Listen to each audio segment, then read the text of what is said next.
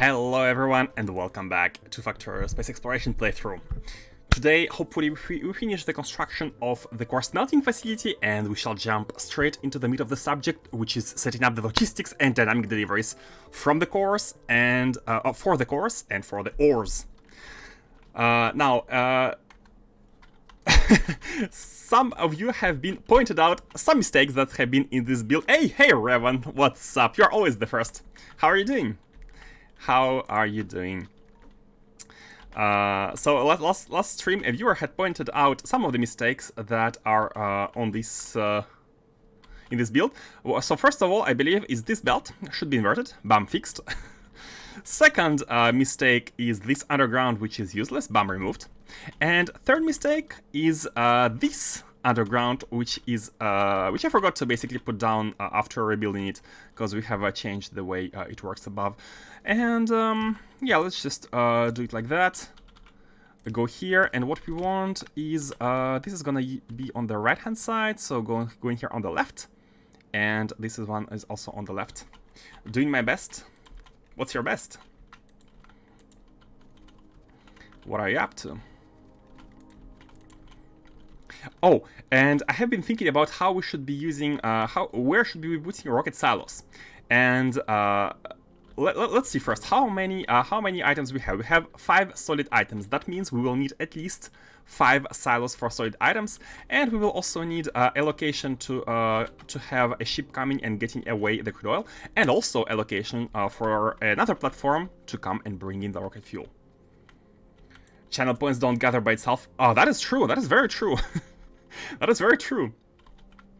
Man, you are gonna be the channel point gatherer champion. I think you are beating everyone. By far, since for a while. Hey Faustus, how are you doing? How is your DSS-4? Have you managed? I'm sure you have. Who am I kidding? You are a beast. Do we have rocket silos? Oh yeah, we do. I'm down to 86k now that I named MadLab. Yeah, true. Some people are just banking the points, and some of them are, some of you guys are spending them. I have my first DSS-4 framed in the factory. Congrats! Framed. Wait, that means that you are not producing it yet, right? You have the you have the blueprints, I guess.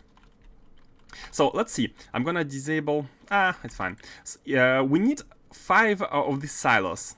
We need 5 of these silos. Like 5 silos could definitely fit this end line. But what about the fueling? What about the platforms for the solid and liquid fuel? And if you do it like that, it means that we will need 5 silos per like 2 square tiles, and that is too much. I think that's an overkill. So what I suggest is to have a silo set up for 2 times the blueprint. So say we have one here, and say we put another iron blueprint at the top here. Say we have these of these tiles covered. So now we, I suggest using these 2 squares to have all the like rocket silos and spaceship logistics that we need. It's gonna give us some space, maybe a bit too much space, but that is fine. How about that? It's being produced en masse. I just took the first one and built a trophy section for it. Trophy section. Did you put it in a chest? On a display? It was being produced by, but Naquium assemblers are hungry. Yeah, the Naquium hunger. This is why I'm trying to not rush the sciences here, and I'd like to have a proper Naquium processing setup, because I know we're gonna be drinking Naquium. Let's grab some landfill. And by the way, I remember that we have this set up, but I have never connected the blue circuits, so the rocket silos are not actually producing. So before continuing that, let's fix this part. And we had some models here, and also speed models, right? I'm building blueprints to stamp down mining stations on Naquium asteroid fields. Expanding. Yeah.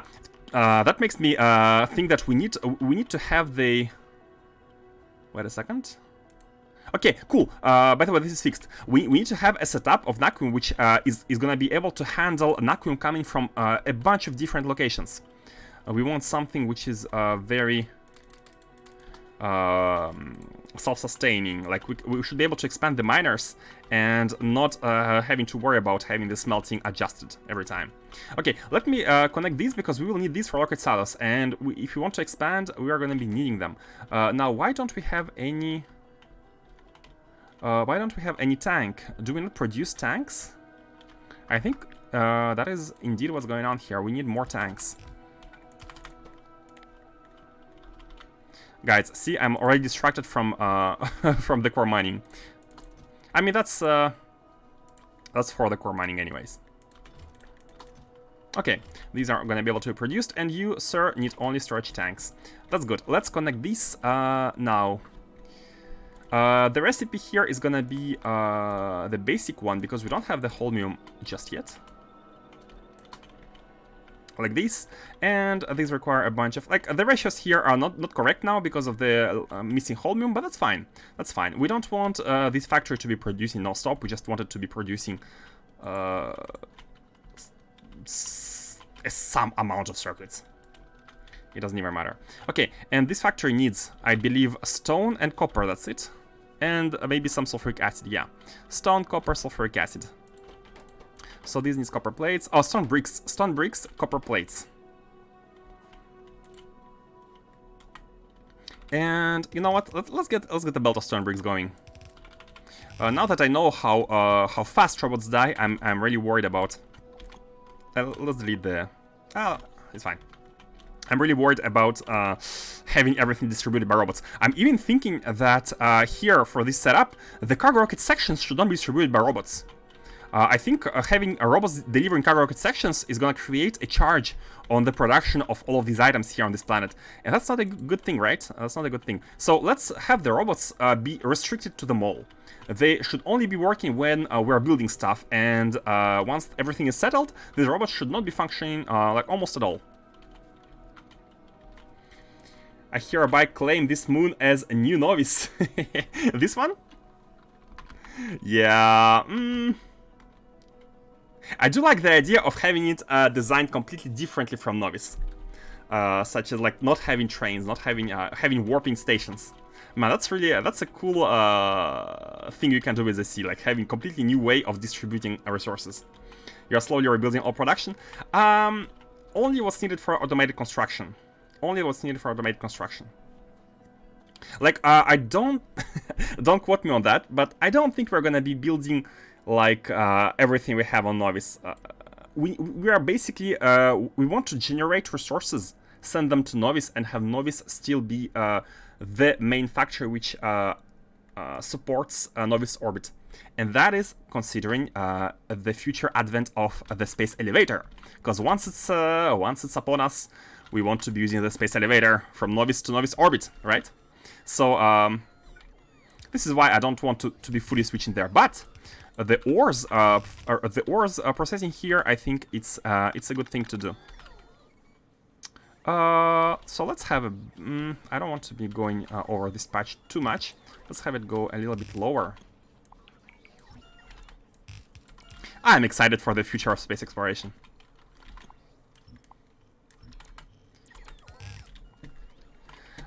So here we are gonna be delivering the stone bricks. Everything is belted. It's fine. I don't care about like this factory being like if we need to expand, we can expand it, no problem. Now how many belts of copper? I don't even want to calculate, but I think it's easy. I think it's easy because we have the the decomposition uses the advanced recipe. Let's have the basic one and let's see. So we have 16 of these, right? Just a quick rundown. We have 16 assemblers, so that's about 4 to 5 times as few. So let's try 600. But I mean not 600 belts. I mean 600 per minute. 18 assemblers. That's close. That's close. So we have 16. So 550. Yeah, very close. 500 then. Okay, cool, just like that. So for these, since we're making them directly, let's just see how much copper these need. And these require 8.3 items per minute of copper, which is 3 belts. 3 belts of copper, and these require 0.4 belts of stone bricks. Perfect. So, and 0.4 belts of plastic as well. So just 3 belts of copper. Now, unfortunately, I think the copper here, we only have 2 belts. I haven't planned for 3 belts. You know what? It's fine. We are gonna deliver 2 belts. It's gonna be the limiting resource, and it's perfectly fine. Again, we don't want these to be like producing non-stop. We only want them to be producing some amounts of items. Let's grab the 2 belts. Should we grab them from here? Yeah, sure, why not? Like that. Well, by the way, we can actually waste... Oh, wait, where's landfill? We can waste some belts because we are producing them on this planet. Let's grab the remaining ones.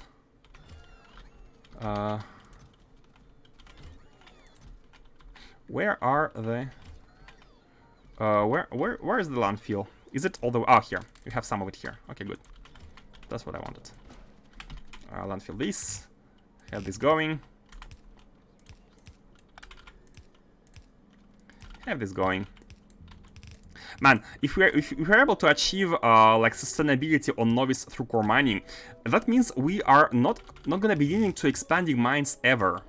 But maybe before that dream is comes true, we need to have a lot of them set up already, right? But that's a dream worth working towards. That's how I view it.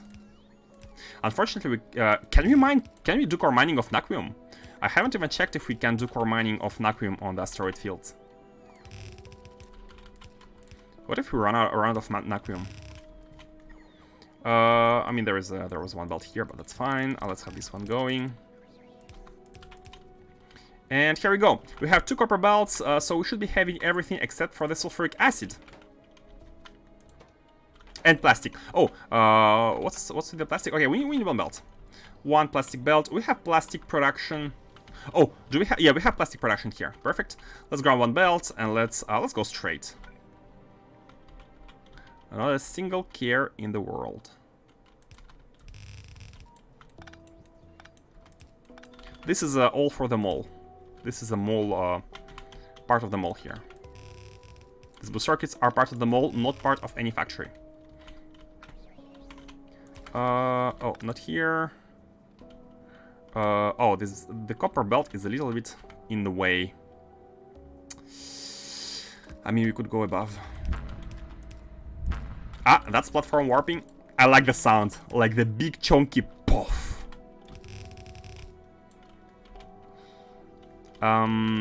And it's going here.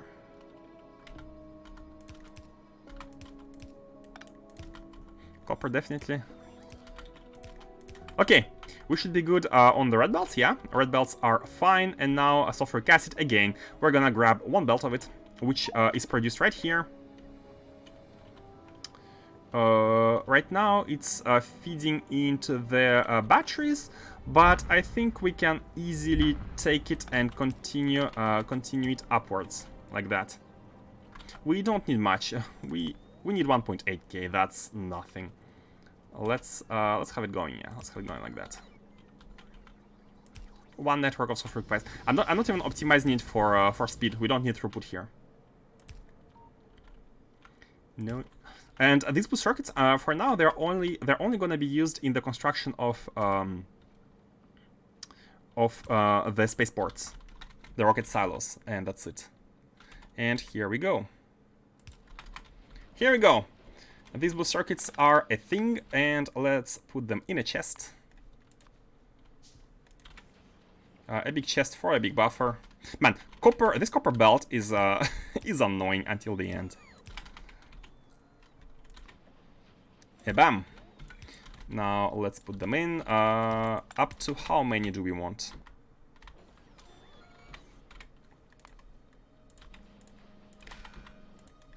When everything is below 1000, let's have 20 rows. A big buffer. A bit of a buffer. 1 row is 1000, so 20,000. Okay. Now this is done. We are gonna be having cargo silos here. No big deal.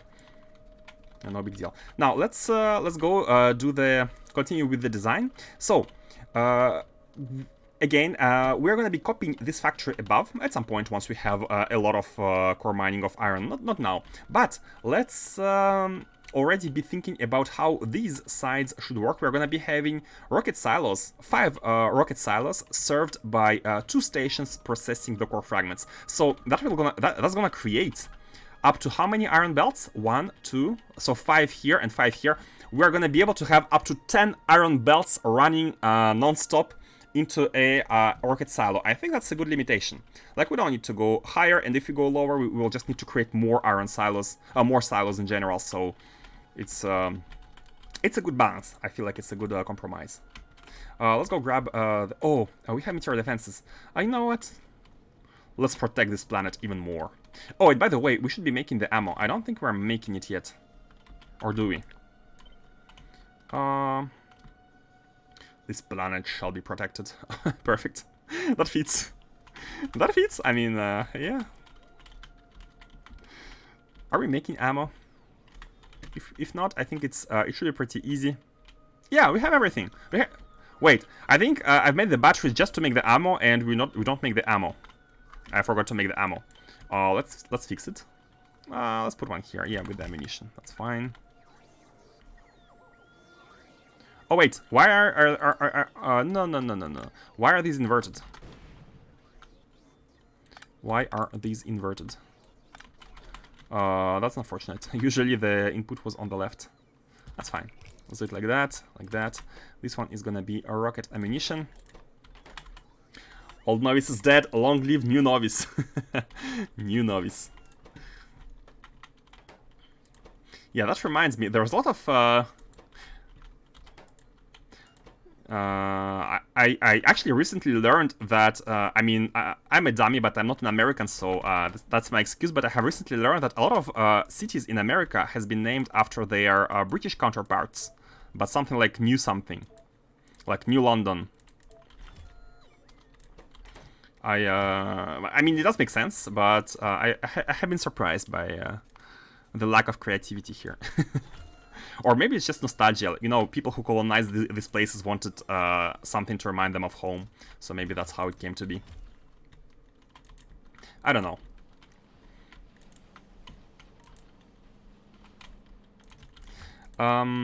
Okay. Let's continue with... okay, so this is the, the old stuff. The old setup. Let's finish this this build. Oh, yeah, we need to bring the landfill. Nostalgia. Hey, Kvach. I see. Makes sense. I mean, that would explain why.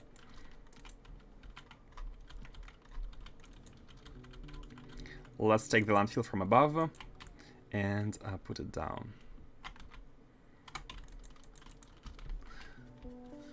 Yeah, imagine you are sent way away from home, like months away to a new continent across the sea, and you stay there for years.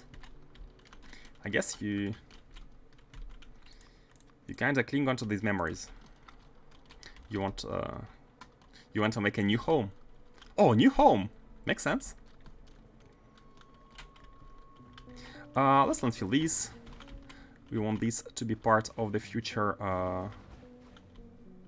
future setup. Okay, this is done. Yeah, it's fine. And everything here is auto-buildable. That's the best part. The best part of it. Now, one thing I had forgotten yesterday is to actually have the stone outputted from the bottom row. And this stone outputted from the bottom row, I forgot where it should go.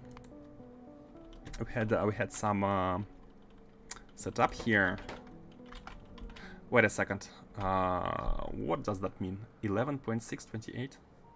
Oh, 28 is the total amount, right? 14. Yeah, 14 at the top, 14 at the bottom. That's twice this build. So we're gonna copy it at the bottom. And here we have one belt of stone, one full belt of stone. What? Wait.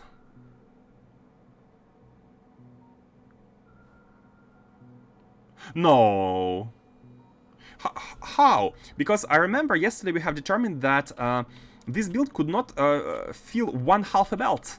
And now I'm seeing that we have one full belt here. That means that this half is generating up to half of this, which is, let me show you, half a belt, right? But yesterday we have been looking at half a belt, and we have noticed that it makes more than half a belt. I know why! Because here it's 11.6, it's not 14. It's not like these machines are gonna be working at all times. Yeah, look at this. Here we have 14 in the half. We have 14 machines here, and we need to disable the matrix mode. So we have 14 machines here, and here we have only, we have 7. We have half. 2 to 1. Yeah, it's always 2 to 1. And my mistake here yesterday was to assume that, and if you look at the total stone output, we're at 1.5, right? So it's more than half a belt. And I went with this assumption and decided to use the upper belt of the stone for these.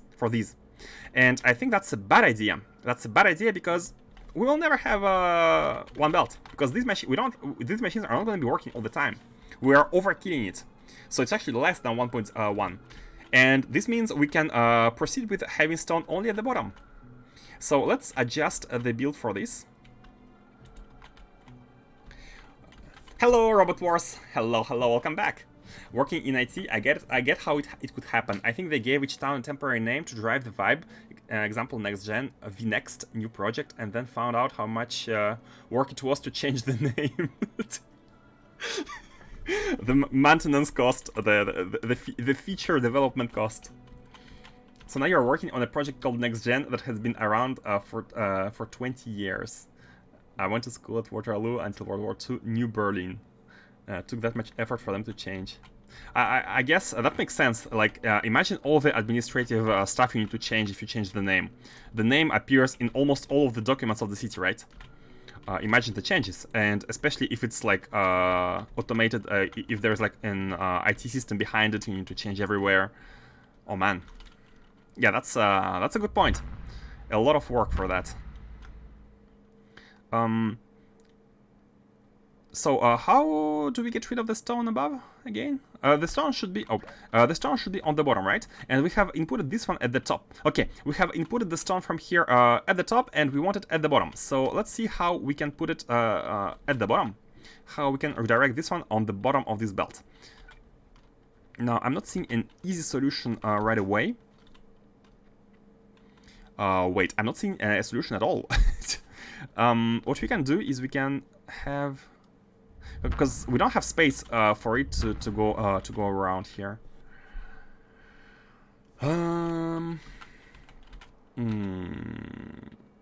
Or one easy solution would be just get it out of the system through the middle. No, we cannot go through the middle because we cannot go through that. How can we bring it towards the bottom? Or it's fine to keep it at the top. No, you know what? It's fine to keep it at the top. It's fine. It's fine. We don't need to, because we're going to be merging them anyways. All of these resources are going to be merged, except for iron, I guess. So it doesn't matter. It doesn't matter. It's not a problem worth solving. So now let's have these output to this belt, this combined belt, and they could also output towards the top. It doesn't really matter, like at all. Let's start with the left side, where it's a bit more organized. So let's take it here, and you know, it could be as simple as doing this. It could be as simple as this, and here it could be as simple as like this.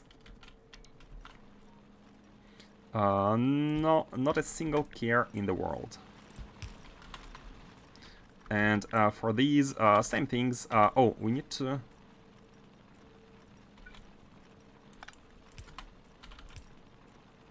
Let's have these going. Have the same thing here. Have the same thing here, and the same thing here. And just like that, we have the stone out. Perfect. So hopefully I have fixed all of the issues that have been pointed out yesterday on Discord. Mainly this belt. This belt is a bit of an annoyance. Okay, before...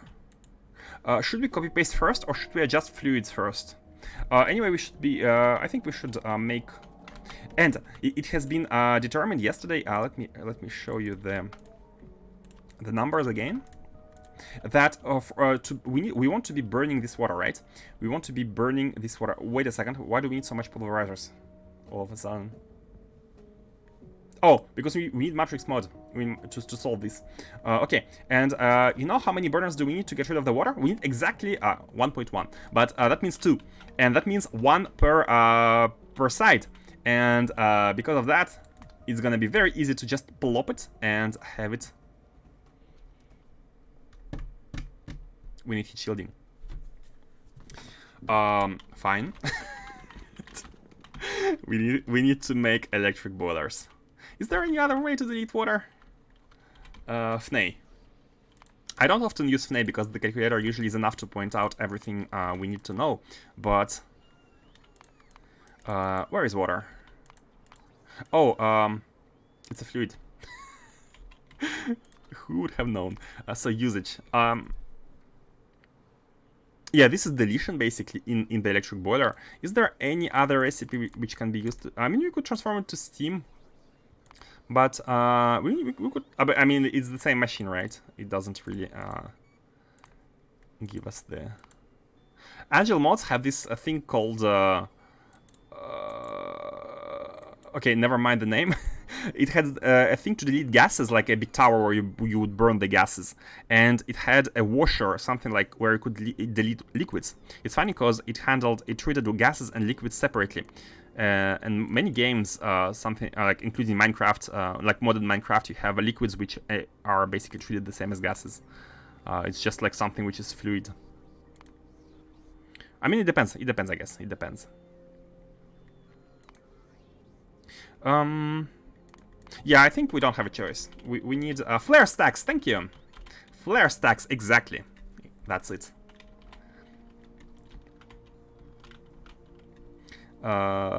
So, is it hard to make heat shielding? Of course, not using the stone, steel, and sulfur. Nothing crazy, nothing hard. Nothing crazy, nothing hard. Let's make it TMP2, guys. Software developer practices. TMP1, TMP2. Don't judge me. I know you all do it. Maybe no, but still. K2 also has it very convenient. I just want to see the sulfur. Okay, one of these could feed 2 of these. So since it's petroleum, let's create the sulfur. I mean, let's create this heat shielding production nearby here. Let's have a very small factory. So again, we're not gonna be having one belt. This is just to calculate the ratios between these 2 sets of machines. No jetpack, thank you. And wait, how did we come for the water? Oh, that's fine. That's fine. So I think we can copy paste everything here. Yeah, we can actually really copy paste everything, because it's the same build. It's the same build. It's a bit big. Okay, you know what? We can remove these pumps and place them a bit behind.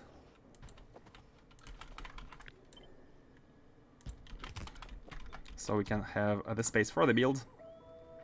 It's the same build because it needs the same amount of like the assemblers take the same space as yeah, why not do it like that?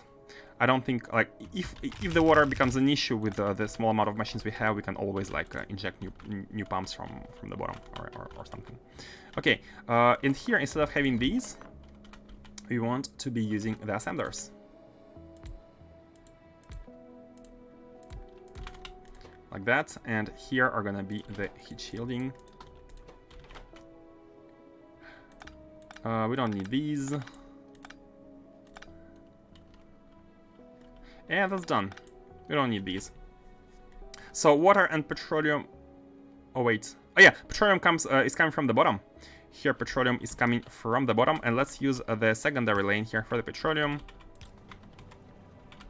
I mean, you might wonder why we use a secondary lane, because it requires the same amount of petroleum and water, and we share the water here. But again, water is easy to expand if necessary. But petroleum, I mean, we have an outlet here anyways. And by the way, this one is not used, so yeah, it's fine. It's fine. Oh, and how about the beacons? Yeah, we need a beacon. Oh, wait a second. These two machines are not beaconed.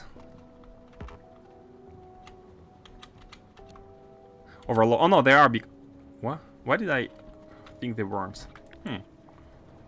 Let's have the same setup, just in case. So we're not on the belt here, and let's have the setup beaconing these like this. Yep, exactly the same. And of course, having the modules. Now, the solids. These need stone. Oh, wait, stone tablets and steel plates. Oh god, 40k. Oh, 1 into 2. 1 into 2 into 4. 1 into 2 into 4. This build needs... No, wait. 1 into 4 and 1 into 2 here. So every two of these... Wait!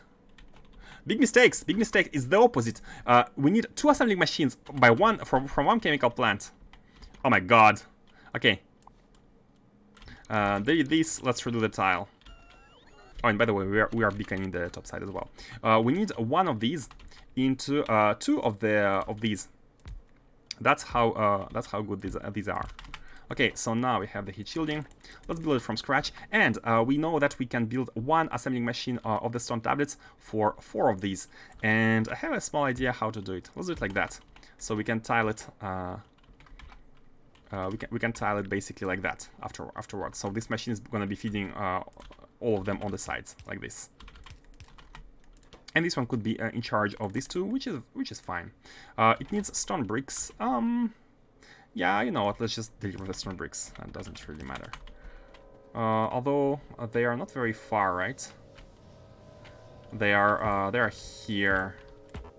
That's fine. It's just for the mall. Like robots for the mall is an okay compromise.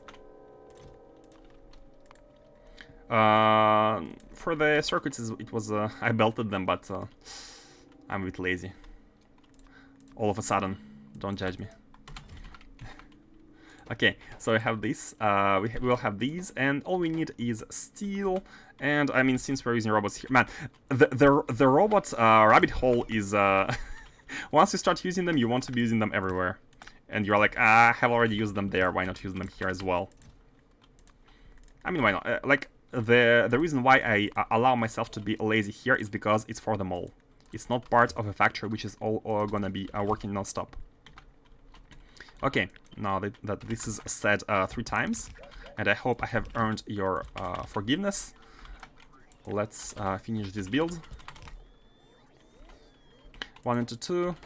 Petroleum is here as well, and I think we're good. I think we're good. Oh, we need the output, of course. We need the output, and again, can be done into chests. Can be done. I mean, should be we don't need to merge them. We can have them output into their respective chests.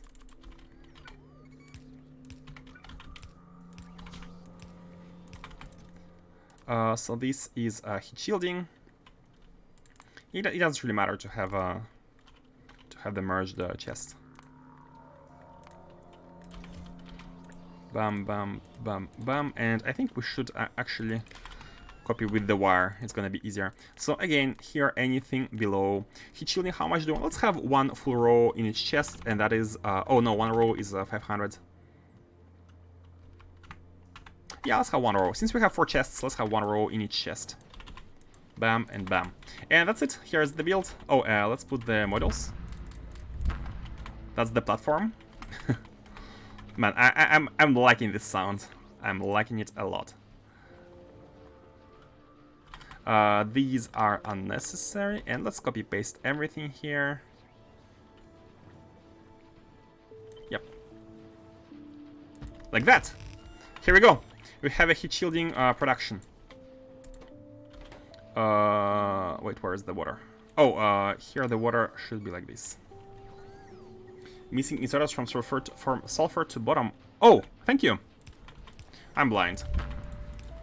How did I not notice this being red? Sulfur here. Okay, it's being made. The top needs beaconing, and beaconing it shall have. This one needs to be a little bit closer. Okay. Now it should be good. It should be good. We should be producing heat shielding. And by the way, no, I thought we were already using it. So what did we need the heat shielding for? Oh, the boiler. We need the boiler. The boiler. Because the dream is that this mold produces everything automatically. That's the dream. Now, how many? Oh, look at this! We have the silos. We have the silos. Let's actually have 20, just to keep it busy.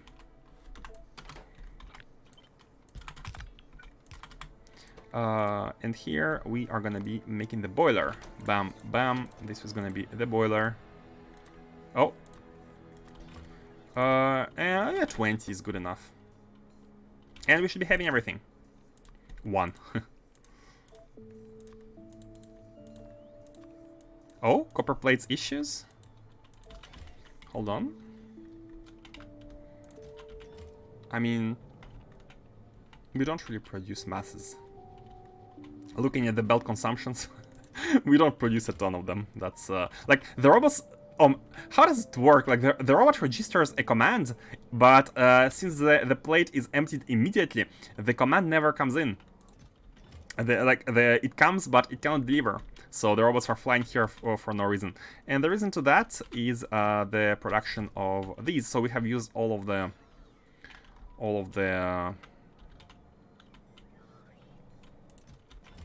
buffer, all of the buffer we had. I mean, oh, and we also need more ore. Wait, how these machines are not fully? Well, first of all, there are no beacons above.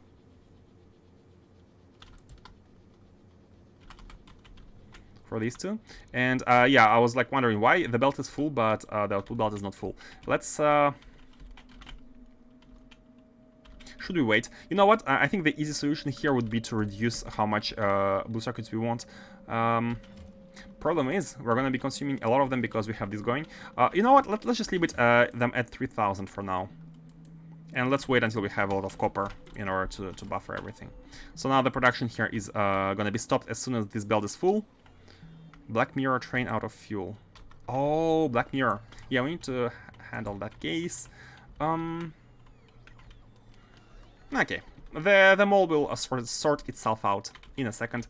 Let's go and grab the electric boilers. After all, that's all we came here for. The detour has been a little bit big. Oh, the copper is arriving. I don't know how, because these belts are never ending, but... Let's grab 2. Oh. It needs 100 to make 1. Oh my god. Okay. But now it's gonna be part of the build. And this part is actually gonna be pretty easy. Boiler. It's gonna come from here. Where is it? There's like no space here. You know what? Let's do it like that. Let's do it like that here, so we can have this row coming in from... Oh, can we come from the bottom? No, we can't come from the bottom. We need to come from the sides here, which is fine. Which is fine. Let's have these.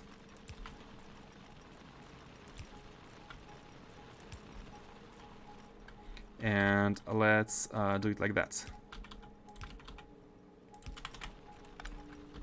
Well, let's be conservative. Here and here. So we actually didn't need to change this. And then into the boiler we go.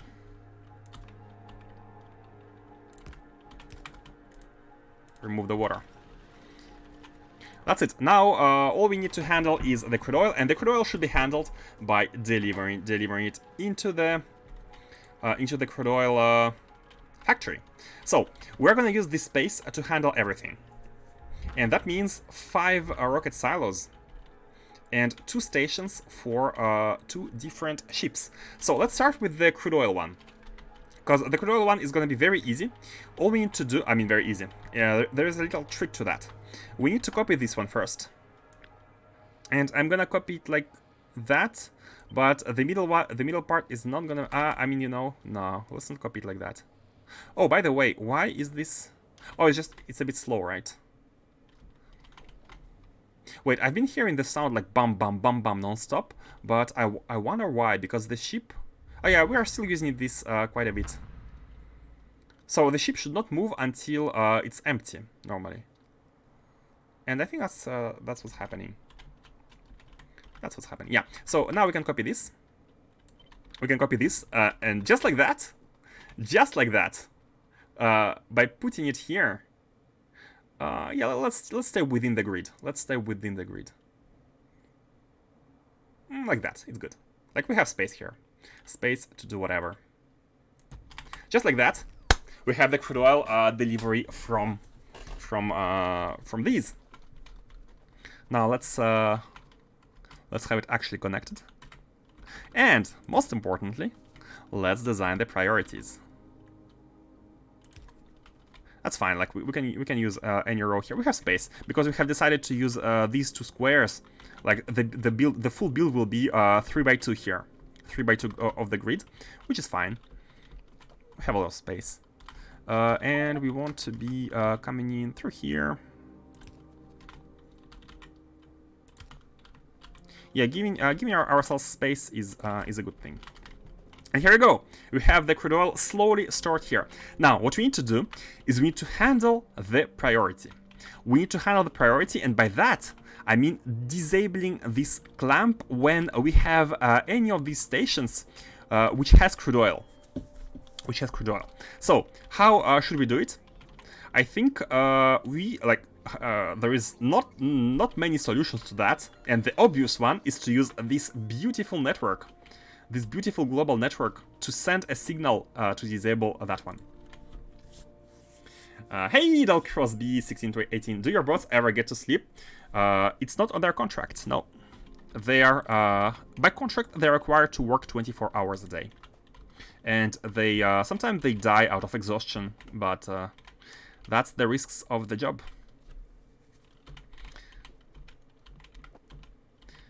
They have been signed forcefully for that.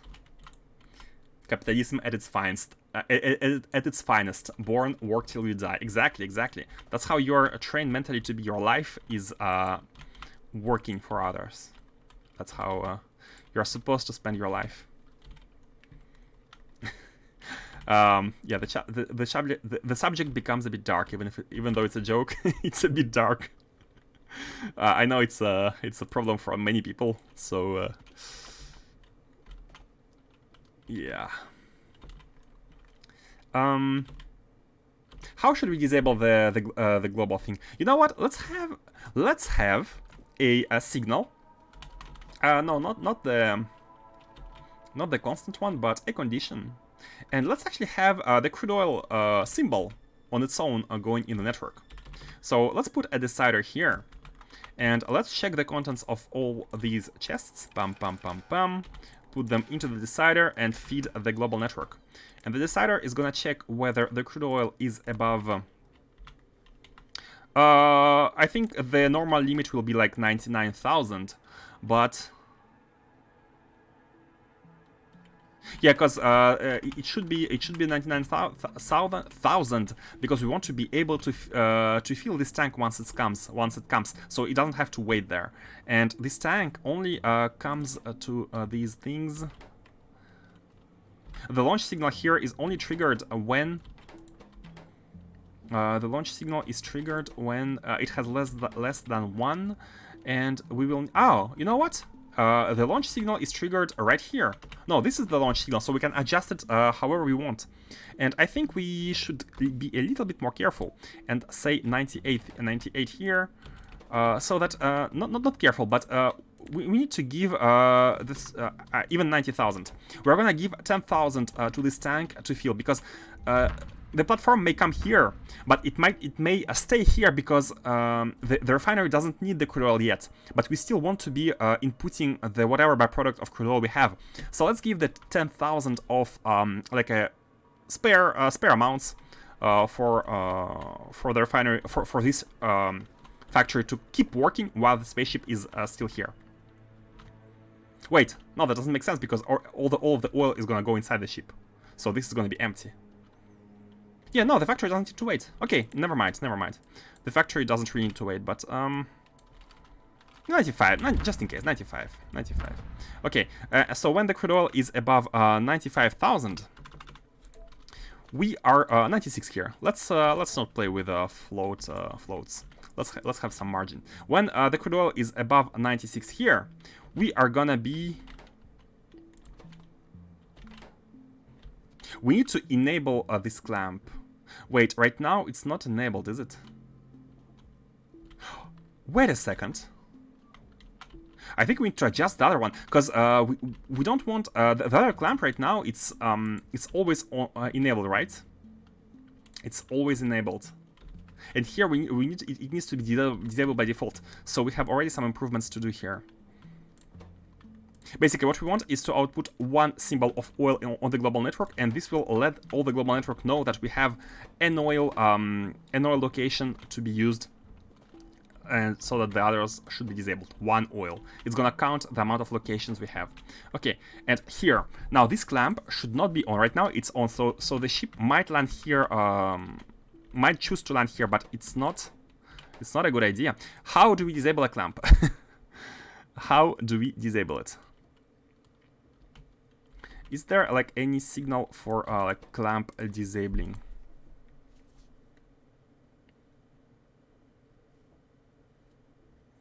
Maybe if we set the ID to 0, can we set the ID dynamically? I mean, if we set it to anything other than 101, then it's going to be disabled, right? Now, is it possible to set the ID dynamically? Let's see here.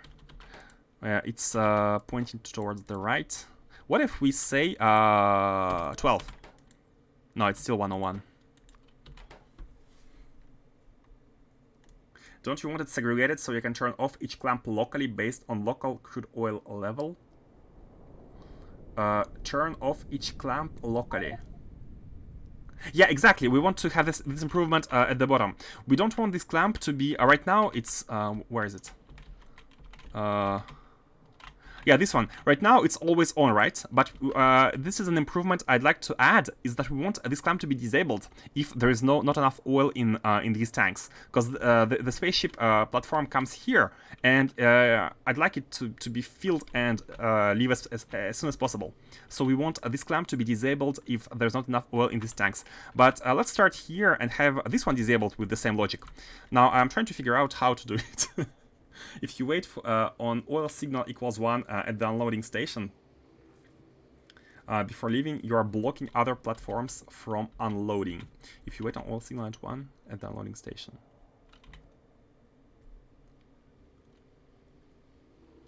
Oh, I don't think we want unloading station to have any waiting condition. I think it's fine if the platforms finish unloading and then they go into orbit, and if they cannot find any clamp, it's fine. But ideally, they would be finding a clamp, which is these ones. If the oil levels are above 1. If oil is above 95k, enable clamp. The only thing I think you need. No, we need the priority as well. This one should be prioritized, so we need to find out how to do it. RTFM. Oh, good point. Man, I should know that. RTFM.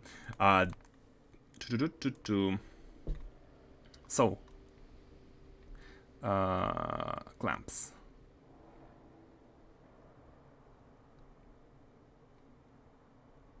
To set the idea of the clamp, you never need to change the type of the clamp signal. You can disable an anchored clamp by passing it a red signal. Got you. Man, manuals are great. Who invented manuals? Why people don't read the manuals? Manuals are great. So if we place, if we put a red signal into the clamp, then it should be disabled, right?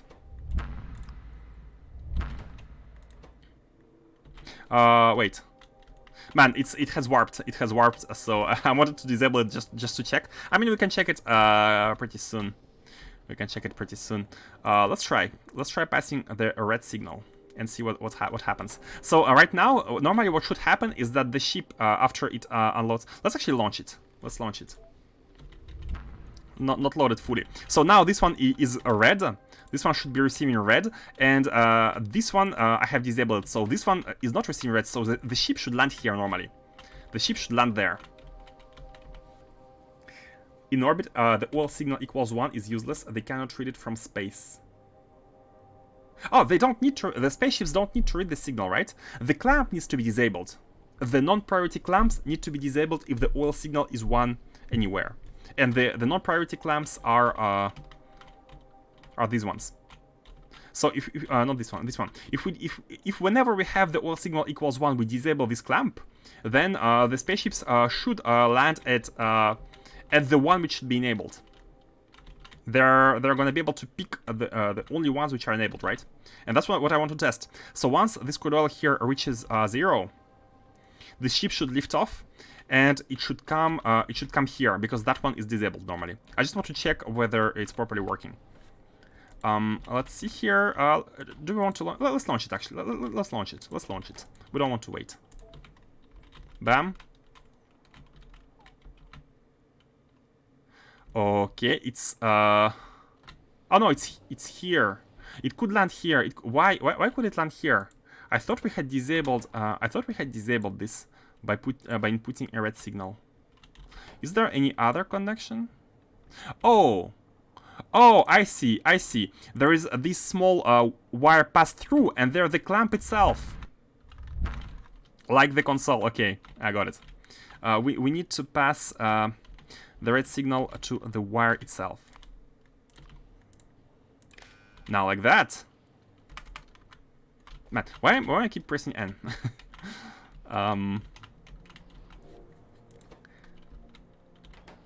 Not here, by the way.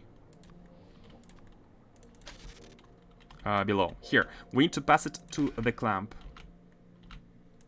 And now, if we leave the ship, it should not land here, it should land here.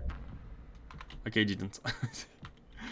Of course, it landed back because it has more than 50k. It needs to have less than 50k to land elsewhere. It's fine. We are wasting rocket fuel, but it's very good because we want to be using the crude oil. No problem. Should we temporarily change these values so we can play around with it? Yeah, let's temporarily change the values. If it's above, land here, and if it's below, land there. Let's change the value to like 80k, because I'd like to be playing with this ship. So now it has less than 80k. It should not land here, it should land over there.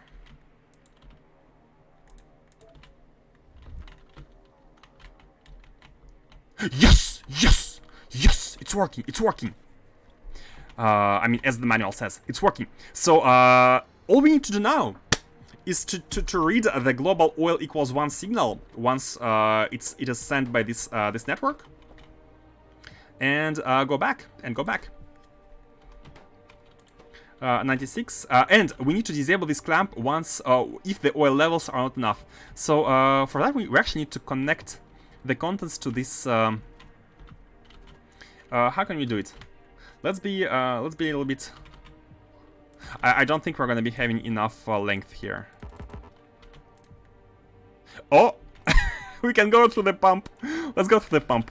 So the pump should be doing nothing. How to make it always enabled? I mean, when anything is no,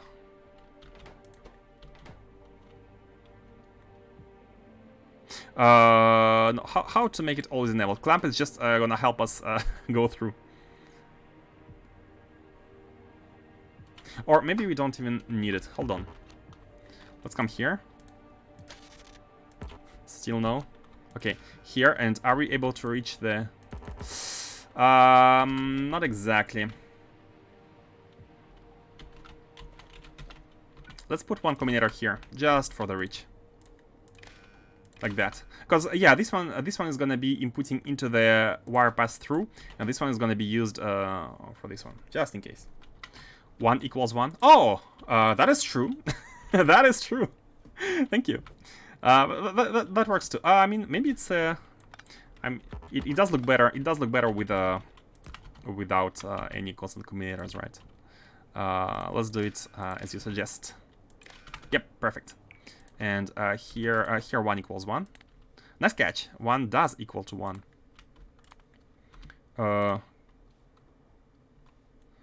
Hold on.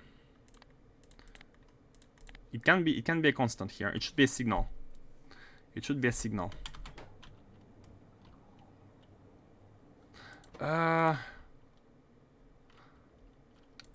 Anything.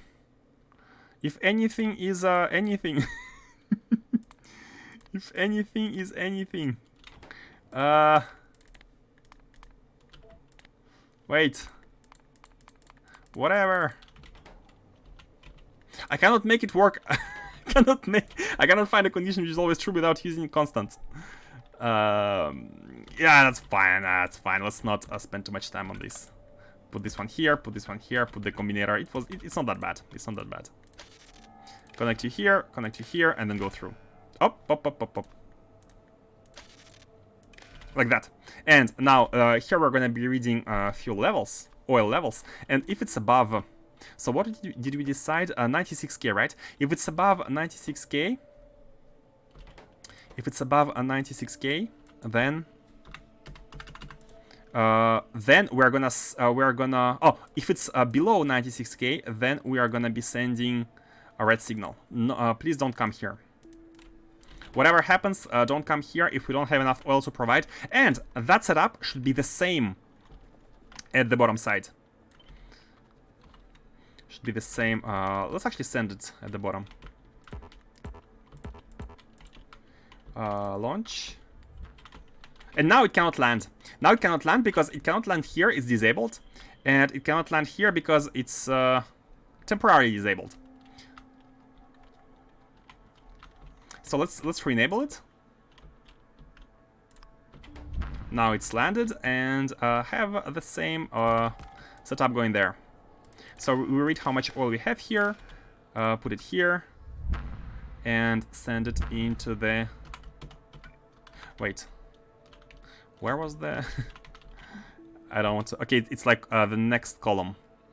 One, it's a night jump. One to the right and two to the bottom. One to the right, one, two to the bottom. Bam, bam. We need nothing here, and let's go. If the levels are below, and here, how much do we need? 99k, 99k. This one is filling it completely. We are disabling it. Now, once everything here is emptied. Oh, wait. We also need to check the global signal. We're gonna do it in a second. I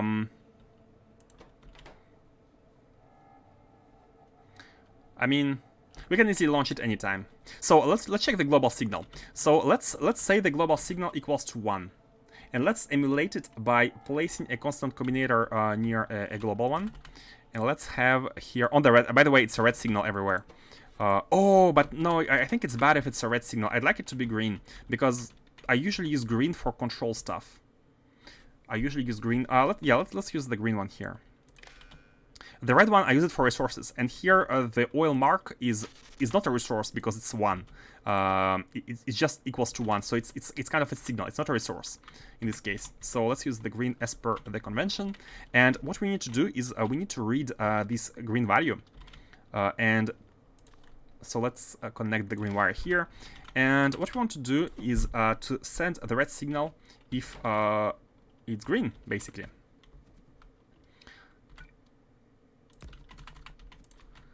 Oh, come on. That's a bunch of controls here. That's fine. This is and actually, if you respect the conventions, you like I can notice here that this is a red wire, so we must be reading the contents. We must be reading the quantity, and I'm seeing green wire. It's like some special control logic. So if there is any oil signal, then output a red to 1. And let's test it. So right now it should have no input signal, no green input signals, which is fine. No, input signal is 25k of crude oil. Oh, of course, it goes through here. That's not good. What we want is to connect it directly. How can we connect it directly? We want a ship here, because I don't know where we can put the... I mean, easy fix. You know what? It has been unnecessary what we have done until now, because we can just do this. Apologize for being dumb. Just do this, right? Oh, no, we cannot do it from the red one. Oh no, we can do it from the red one. We can do it from the red one as well. It's not gonna be connected to the global one, that's fine. Like, the global connection is only green, control signal, and the red one is here. And then now we can put these two combinators like that, for example. And the right one is the one which is reading the oil content, so it should be red. And the left one is reading the green control wire, which should be green. And the input wire can be of any color, but usually, because it's a signal, let's put it green. So no need for this one. And that's it. I still don't know why you're using this oil signal, or I may be dense. I mean, I think it's best that I explained. So the oil signal is priority management. It is priority management because here we have a oil pump jack, which is always pumping oil in the system, and we want to use it whenever we don't have enough oil, right? But here, this one is the one which collects the byproduct of core mining. It is the one which collects the byproduct of core mining. So we want to empty it ASAP as an active provider. So what we want to do is we want to disable every passive provider of crude oil, such as pump jacks, and enable only this station. So we are sure that the platform comes here to pick up the crude oil. Because if not, it's always going to be going to the closest one, I guess. Which is going to be this one. Priority, exactly, priority.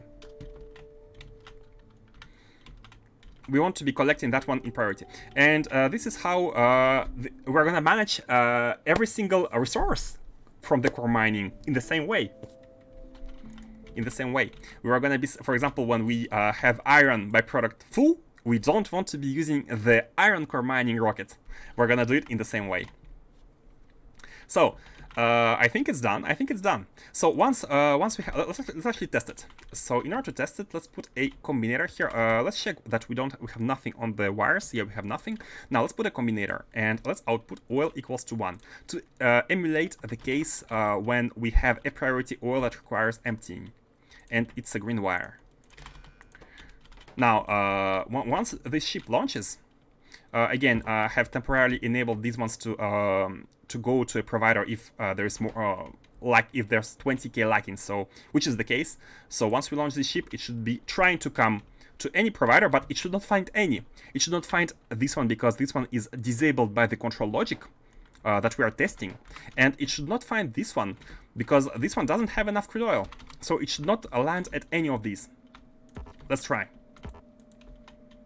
Bam. Okay, it's not coming here. It means that's working. So this combinator should be outputting red signal, which it does. Perfect. This one does nothing. Perfect. And it has not landed here because this one should be disabled. It should be disabled by this logic. And all is good. All is good. So now we can remove the debug feature, and it should come here. Bam! Done. Priority solved. And by the way, let's improve the same way we did. Oh, we don't need two combinators. Let's improve this side in the same way, where we put this one here, we remove that one, and here we're going to be checking whether the oil, if the oil is below 96,000, then the same as here, basically. Then output red, and input it into the system. Bam, bam. And connect here the red wire because this is the... Here we are checking the actual resource, so it should be a red wire. Come here, and connect. Done! Done and dusted. I really want to fast forward to when this base is fully working with ships launching non-stop, so just so I can hear the poop, poop, poop, poop, poop. It's gonna be achieved rather sooner than later because the skeleton of the setup is done. All we need to do now is establish the rockets, have the rockets launching, and most importantly, establish the core mining. So yeah, I think we're gonna get there pretty soon. Um, the water is outputting. Okay, let's go ahead and copy paste everything here towards the bottom. Yeah, like that, and we flip it. Normally it should be okay. It's close to being okay, actually. It's close to being okay, and it fits perfectly as established the other day, yesterday. The other day was yesterday. Just like that. Yeah, just like that. Here is the autosave. If you wait until 96k before enabling the station and the capacity is 100k, isn't a 4k buffer a bit small? Actually, I have realized that we don't need a buffer. We don't really need a buffer here. All we need to do is, because as soon as the platform arrives here, it should be having nothing. It should be empty, right? So this should be inputting everything it has into the ship. And the core mining, the crude oil from core mining is actually really slow to accumulate. So it should be fine. It should have time to deliver this everything. If you feel that core mining will be halted when crude oil backs up. Yeah, again, it shouldn't back up because as soon as the ship... Oh, you mean the... Oh, the waiting time. The waiting time when the ship is there, but this one is at 96k. Oh, okay. Okay, the other logic. Yeah, so I think you're right. And we need to...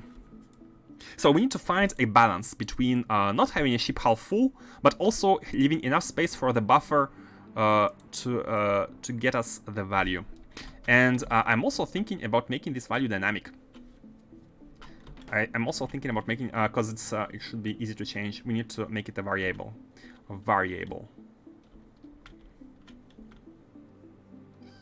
Yeah, you know what? Let's do it. Let's do it in here. All the variables are gonna be done through this one constant combinator. Do we need to pass anything to the clamp? I guess we don't. Let's improve this.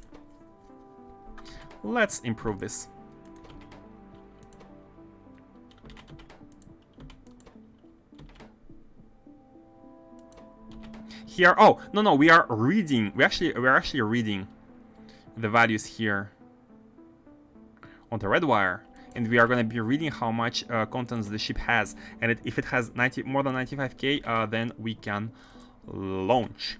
And you know what? It's all going to be parameterized by a O signal, which stands for oil, which let's set it to 90,000. I think 90,000 is good. 90,000 is good. And now what we can do is when oil is, instead of above 95k, above O, and here when our crude oil is strictly below O, call the ship. And let's also pass the O all the way there, because we need it here.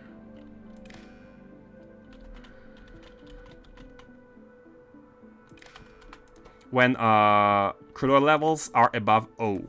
And that's basically putting this constant into a variable, which we can use everywhere. It becomes easier to manage. So again, let's go through it again.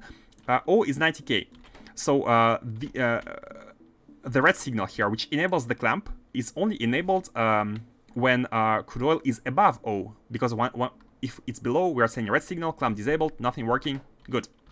Now, when we reach O levels, 90k, then we are gonna be not only stopping inputting red signal, but also broadcasting crude oil equals to 1 on the global network here, once it's above O. And the ship is gonna come here and is gonna get filled up to O and then get launched by this condition. So, and the best part is, if we find 90k being a little bit too high, like if we need more buffer, then we can just drop it lower. All good. Let's finish this this setup. I believe we have some things to adjust, which are mostly the pipes. The output of we also need to rotate them properly. So the water should be in the middle here, and the the water should be in the middle, and the crude oil should be at the bottom. Like that. like that, and like that. All the water is in the middle, everywhere. Yes, crude oil is at the bottom. Oh, not here. Wait, these ones as well. I need to press R everywhere, basically, right? Pum pum pum. Okay, crude oil at the bottom everywhere, water in the middle everywhere. Okay, good. And the crude oil now should be connected to this this one row. And now the crude oil byproduct is officially handled, as well as water. These two are a non-issue. Let's actually connect the belts here.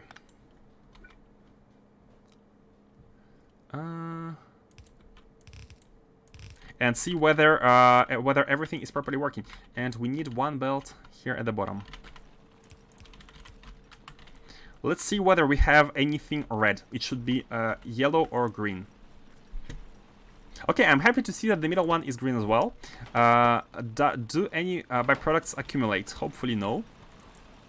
Is everything beaconed? Yes, it does. Up to here.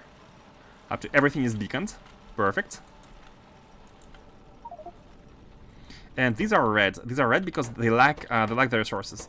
No, actually, red is good because, of course, red is that we don't have enough items here, which is perfect. Now, all we need to do is to set up the inputs into the silos, and we are good to go. But before that, let's have the fuel. The fuel for rockets delivered by another platform, a second platform, which we shall build. Now, the question is, where should we build it? And one thing I'd like to do here is maybe let's pump the liquid fuel into... Let's not do this, but let's pump it inside a high throughput... you know what I mean. The big duct. Yeah, the big duct. Which I think it's is better. Let me deposit all of the sand, all of the landfill, grab the ducts at the mall. I think it's good to always have some ducts in the inventory. Have these, undergrounds, extensions, turns, and T-junctions. Do we need cross-junctions? They're rare. You could just add more tanks, so if your crude oil drop-off backs up, the core mining won't back up as well. Oh, true, we could add more tanks, but I think that's fine. I think it's fine. I mean, adding more tank would have the advantage of sending full ships back. You're right. You know, Faustus, you are very, very right. It's a genius idea, really. If we add more tank here, then we're not going to be suffering from any kind of... where should we add it? Oh, let's add it below. Let's add it below like that. Just like that. Coming from here, coming here, and connecting it here.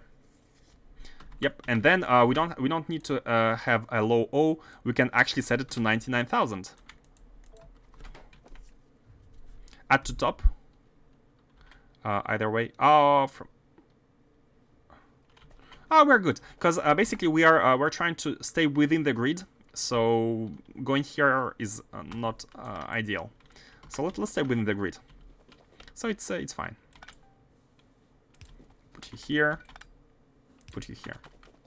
Okay, perfect. So O is 99, and this makes sure that when a platform comes, it's gonna leave 99% full. Perfect.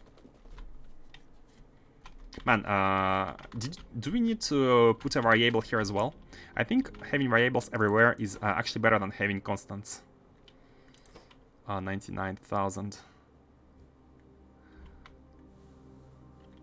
Because we use 99,000 here, and we might use it... Oh no, we only use it here. Okay, so if a number is only at one location, we maybe don't need the variable. Oh no, it's actually in two locations. Let's do the improvement. Let's do the improvement. It's a good thing to always try to do. So here O is 99,000. And let's see here. So there's already a red wire here. And why do I have the impression that these are like 2 wires? Does it have 2 wires? Oh, it does. Oh, man, connecting to the clamp here is almost overriding the wire. It's hard to see, but that's fine. It's connected here. This is just in case. Oh no, it's not just in case. If we need to pass the information from the ship to this one for the launch, which is fine. And now, since it's connected with the red wire to this one, we can use O directly. We have it. We have it, and it should be enabled, by the way. And we also need to pass this information from O.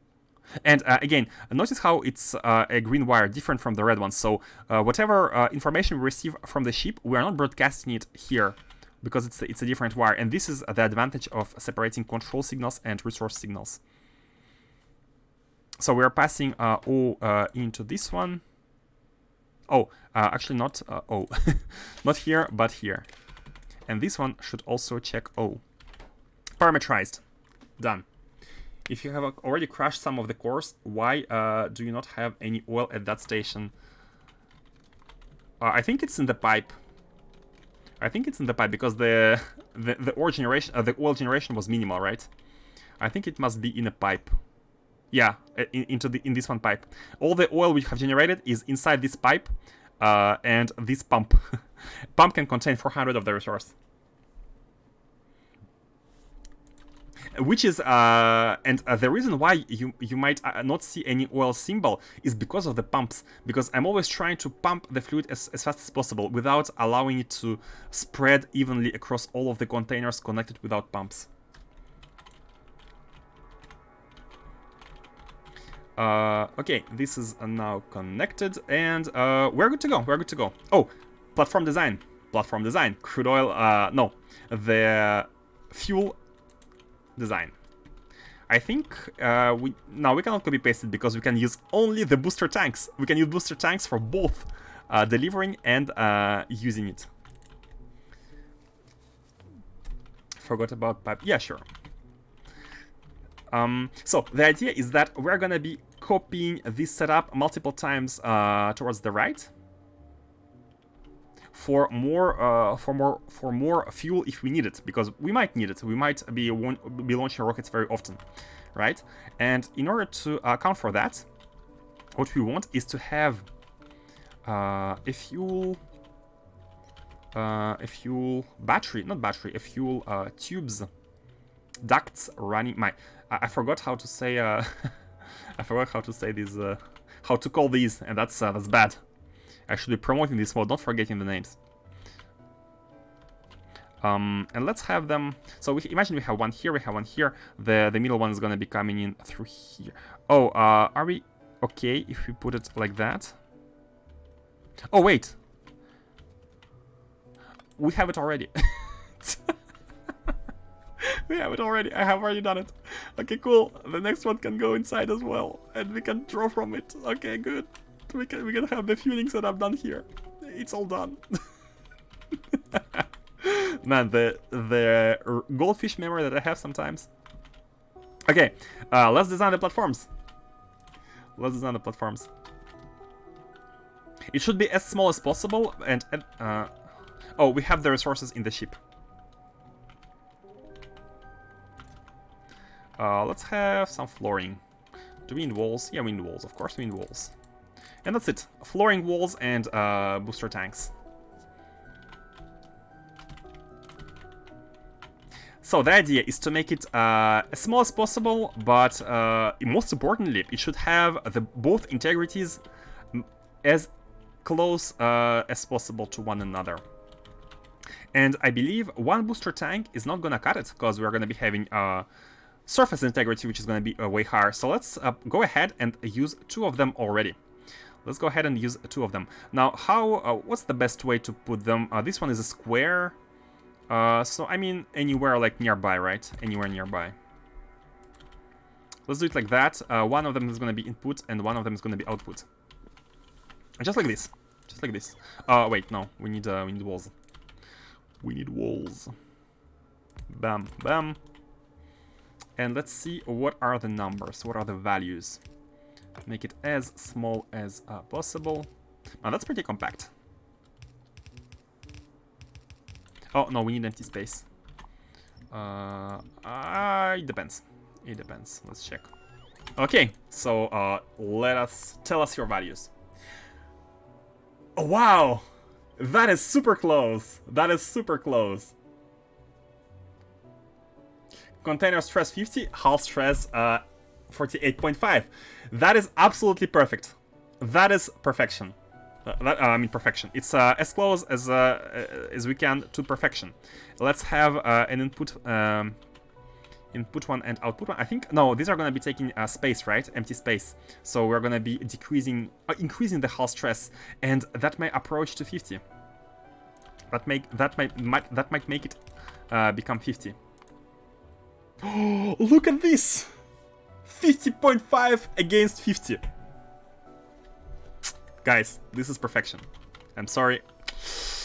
I don't know if you have any optimization idea. I would be curious to hear about it. I don't think we can do better. We cannot reduce... the only way to reduce hull stress would be to transform any non-empty tiles into empty tiles. But there is no non-empty tiles which we can use. Everything is either taken by walls because it's at the limit, at the edge, or it's all useful. So, oh man, that's incredibly lucky. I mean, lucky, yeah, that's lucky. Let's put it like that. So we need pumps here, and we are gonna be injecting the. And again, I can go with this, you know. Let me not connect it yet. So imagine we have this one here. You know what? Let me remove them. Imagine we have this connected and this. So I might do it like that, but it's not optimal because we have 1, 2, 3 entities between two pumps. So in order to make it efficient, we need to minimize this number, and the way to do it is like that. And we can have this one and a simple one. So now between each two consecutive pumps we have only 1, 2, 1, 1, 2. Maximum of 2 entities, which makes the balancing even faster and the throughput even better. And as you can see, the liquid rocket fuel is incoming, and this platform is gonna be good to go. Now it needs a clamp. I forgot about the clamp.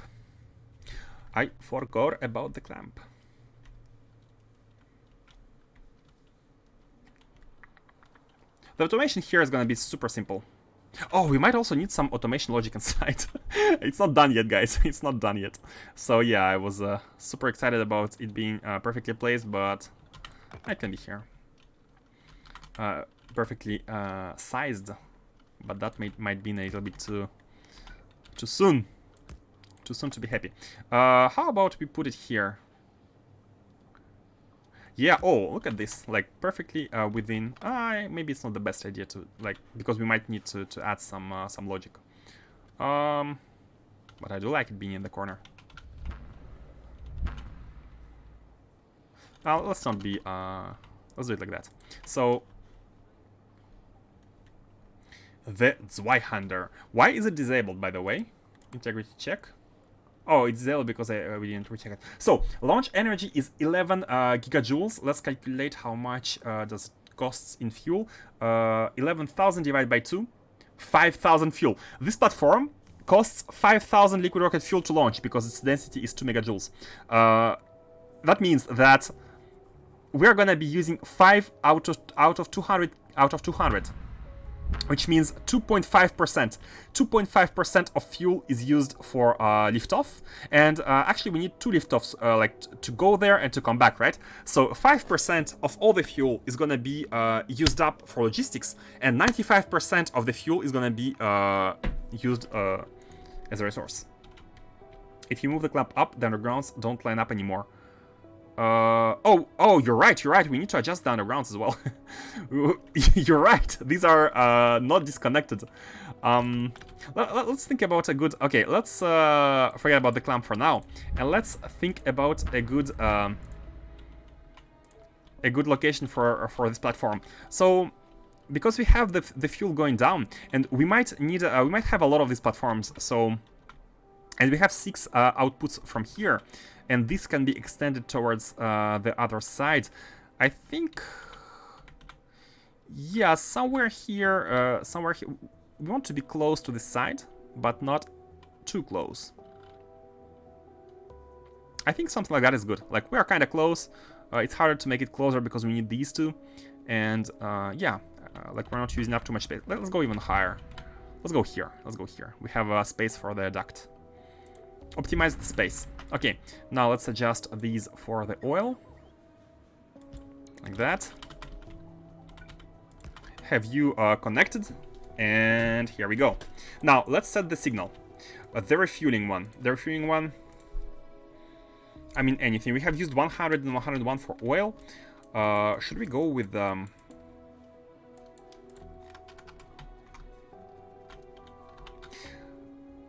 Why are we counting using decimals? Why did I go for 100?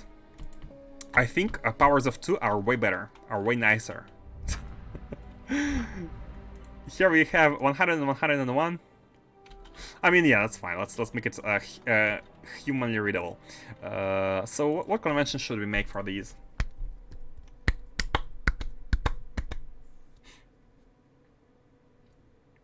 You know what? For some reason, I like 64. Don't ask me why. I like 64 as a number. Let's call the fueling station signal 64. And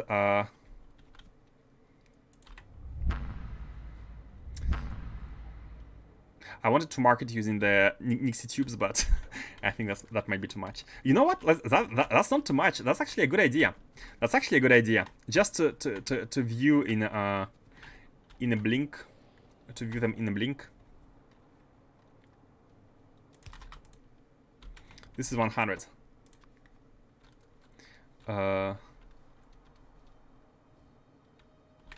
Oh, we don't need a combinator. We can output signal. Yeah, it outputs 100. It outputs 100.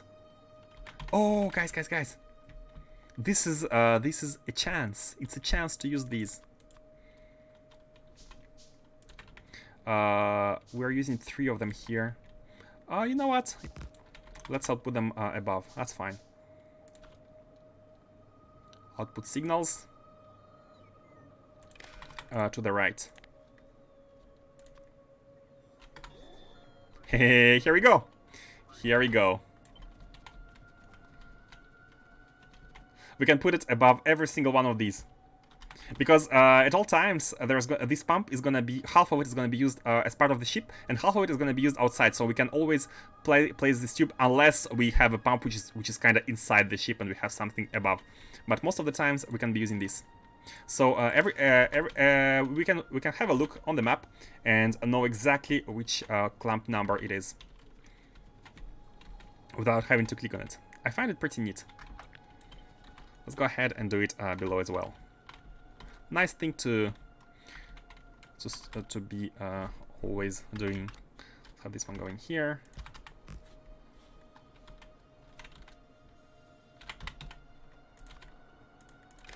$101. The wire is actually above. Let's have the... Yeah, let's have it like that. Straight wires. 101. And let's do the same at the top. Good thing to start doing. I highly recommend this mod, by the way. Very functional and very useful as information. Oh, yeah, this is 101. Yeah, this is oil. And I really liked, Faustus, what you do on your in your base. You write characters using your own like font, which you have made up with some tiles above tiles. I might steal that idea, writing letters using tiles above ground. I know there is a mod, a real mod to write specific letters, but I think doing it using in-game tools is even better. Look at me spreading non-heresy. I mean, you know what I mean. Okay, 64 here, and let's have it always going to between 64 and 64. Now, Speed we don't need. Can we set it to always be Morse? Do we actually need a combinator here saying it to be Morse? Do we need it? Maybe we do. Maybe we should test it. There's a mod that does it, but I didn't want to save, download, install. Exactly. I'm thinking the same. I'm thinking the same. No, we do need this one here in order not only for the moon but also for the clamp number. So let's have this combinator going here, and let's have the clamp 64. 64 to 64. This is your own clamp. Oh, wait a second. We can copy it from here. We don't need to input the number. We can take from here into the console. It outputs its number. It outputs its number. So we can do it. Oh, but we have a ton of green stuff here. We have a ton of green stuff. You know what? Let's do it like that. I think it's still like if one day we have 2 clamps on the spaceship, it's good to have a constant combinator anyway, so we can choose which one to use. And it's not a big deal. So let's have this one going inside the input, the moon and the 64. Hey, Scale the Sabit. Hello, hello. What could you possibly hope?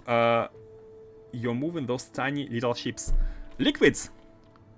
You think it's a tiny ship, but I'll let you know that it's moving 200k of liquid rocket fuel, and it's gonna be powering the rockets.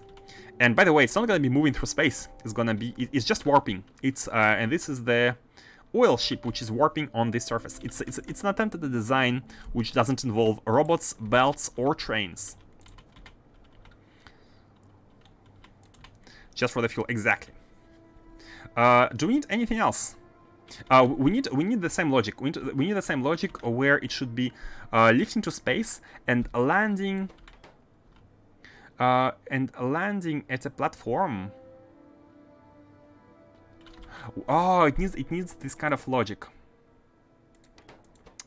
It needs this kind of logic. Oh, wait a second. Wait a second. I have been prematurely happy with the size because we need the logic. The idea is that it goes and it fuels the ship. Now, should it go back after it is done fueling, or should it continue towards the next one? And it must not output everything because it needs to keep some of it in order to be able to lift off. That's most important. That is most important. Fortunately, that's very easy to fix. That is very easy to fix. We can basically just have this pump at the output. So now, how much again does it need? It needs 11 gigajoules. Let's have spare. How much spare do we need? 6k.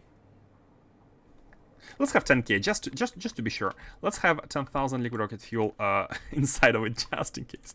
When the fuel is above 10,000, you can work, but then please stop. Are you also processing Naquium here? Yeah, we are. I mean, not yet, but that's the plan.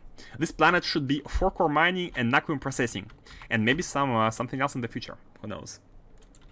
This is an oil planet. It's a moon. It's a Novice's moon, which is quite low on radius. Morse. So Novice is 5,600, and Morse here is only 944. And this is why these platforms are so efficient here, because the liftoff operation takes almost no fuel.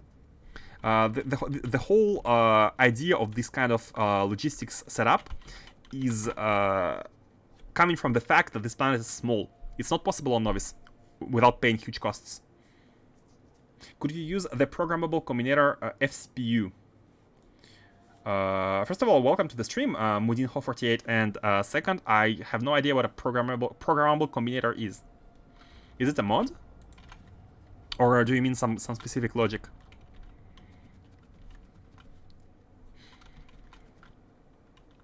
We need this kind of logic. Yeah, so let's think. We are delivering the fuel, right? You know what? I don't think we want to be having a ship which delivers some fuel, then lifts off, and then delivers some of it elsewhere, because we want to minimize the amount of hops, and for that we want to only deliver fuel when we are actually wanting to have I don't know, like 200 of it, 200k. So we want to deliver almost all of it except for the remaining 10k and go back to refuel. So we never want to be doing small hops.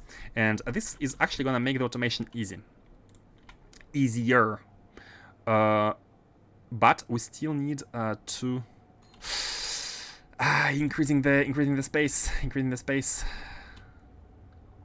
You know what? Let's do it like that. Have these two here. Have this one here. And we can have these two for the combinators in the same way. Oh, we need constant ones as well. Wait. We need constant ones. Just to determine whether it should go back to the refueling or continue with the... What are you doing with all the resources from the normal core fragments you get? It's not done yet, and I'd like to show you how it's going to be done, but the idea is that we're going to be putting the resources into the rockets and delivering them anywhere in our solar system, at least, where they are needed. And the prioritization is going to be using global network. Is a mod where you can code what the combinator do. Oh, interesting. To save on space, I guess, because I think you can do pretty much anything. And proof to that is that some people have been making computers in Factorio. So you can do pretty much anything with basic combinators, right? And I do really like learning how to do anything I want with these. So I don't think I want a mod which allows me to do more complex stuff, because it should be all achievable with these, right? And I think it's more interesting to learn how to use these building bricks to make your program rather than having like an advanced tool. But thank you for letting me know that it exists. So we want two combinators here, two additional combinators, which each of them is going to be sending information into these. And we are going to be, let's connect all the outputs and put them inside the console. And this is going to be basically determining where to go. Let's have 65 as the destination of the rocket fuel, and 64 being the refueling station. So when the fuel levels, so we need to take half here. 100k is, by the way, what's the integrity now? We must be, yeah, we're above 50. So it's not as beautiful as before, 50-50. But that's still acceptable. It's more to save space. Yeah, so it's not really... I mean, for SE, I could understand the idea behind it. Because... oh, we don't need this one. For SE, for example, like, space is important in spaceships, right? But for vanilla, I don't think it's needed. It's actually more interesting to try to find out the solution with vanilla here. I'm waiting for this core mining setup to be going full steam, running into an overload of iron ore, at which point JMS decides to just launch iron ore into the sun to get rid of it. I know some people who are gonna get mad about it. Let's take half. Yes, problem solving is gonna be interesting.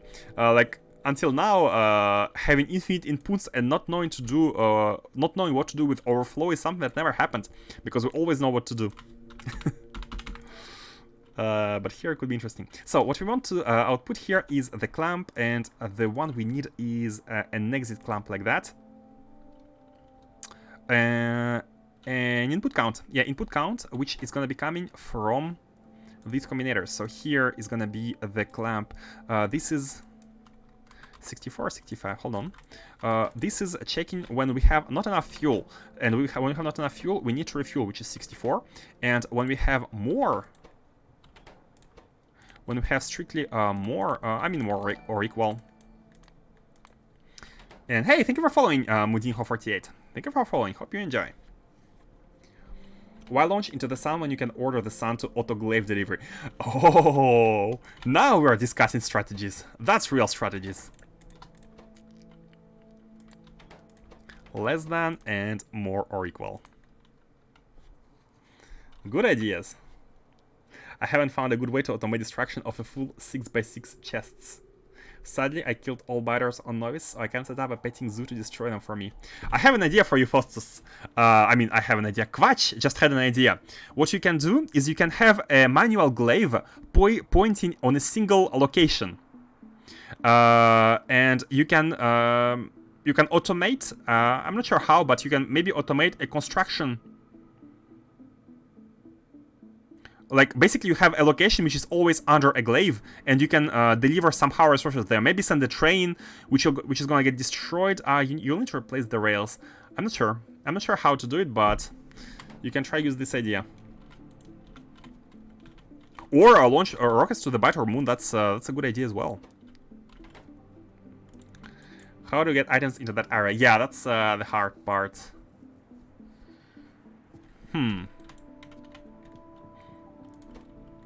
I mean, Kvach has better ideas, apparently. Let's get this one going. And this one is going to be 65.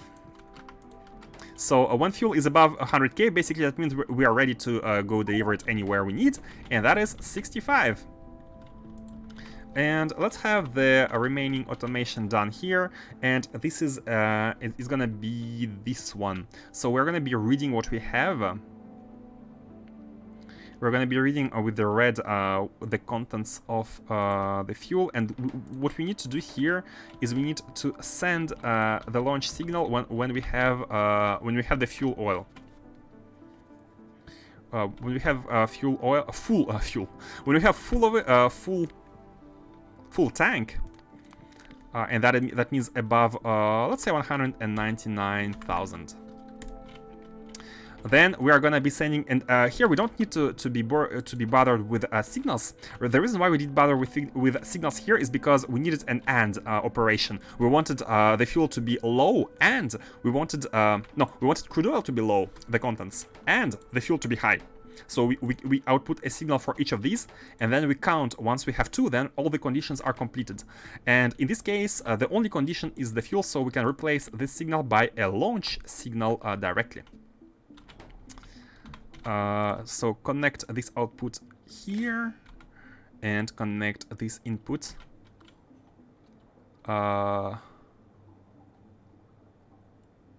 Wait, where should we connect the input? Hold on, how did it work? The inputs are connected. Oh, it's inside the clamp on the green wire. Makes sense. Inside the clamp on a green wire, and we're going to be reading from the green wire into the console. Now it should be done. By the way, what's its name? The Zweihander. Should we start using proper names? By the way, guys, names of ships or ship chains are up for grabs using channel points. If you don't know what to do with the channel points, you can use them to name the ships, and these names are gonna be set in stone until the end of the playthrough. A biter nest would constantly spawn biters to kill chests. You can have bots to replace them. I mean, it would cost, but... Set the power toggle by a solar panel on a slow day-night moon. Man, Kvach, you are ingenious. Or a coal-powered train running circumnavigation of a radius of 9,000 planets. A nuke delivery cannon that can manually trigger remotely to blow up like 9 chests at once might work. Hey! Oh, Kvach, redeem name a location. So which location do you want to name? Truculent Hedgehog. Is it a location? I think there is a... I mean, I think it's the same for spaceships, right? So which spaceship or location do you want to name? This one? Or the crude oil one? Or anything else? Any of the big spaceships? A ship or something. You have to decide. You have to decide what are you naming. That's a funny name.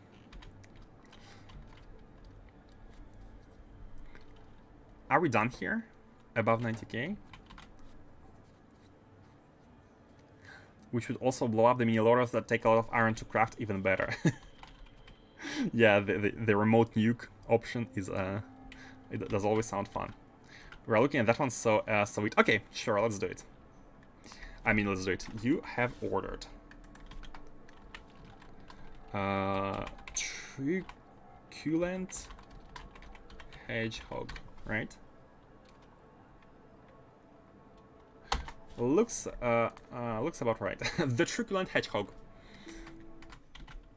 So now when we copy paste it, it's gonna be like that for all of them. Okay, now let's have. I think we need to launch it manually once. Oh wait. Oh, we need to connect this to here. So we have the information. Okay, and it's gone. It's gone. Oh, stop! Stop! Stop! Stop! Stop! Stop! I mean, that's fine. We're not wasting too much oil. Now, why are you landing here? Why are you landing here? Is any of this logic incorrect? Output signals is 64 here. It should be 65. Why is it 64? It should be 60. Oh, because we're not checking the fuel contents. Of course, we need to connect these to fuel because we're not checking them. It doesn't know that we have fuel. Okay, now back to 199.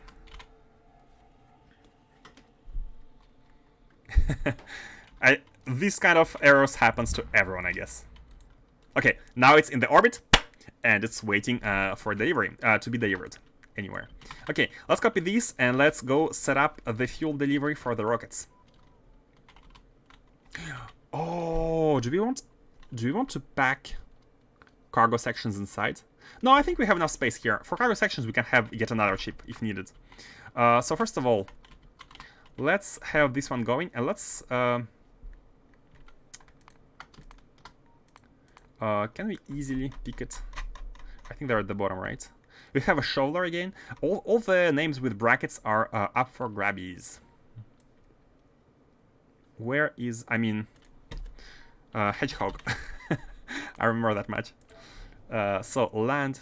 Oh! It doesn't have an accumulator. Does it need an accumulator? I think it doesn't.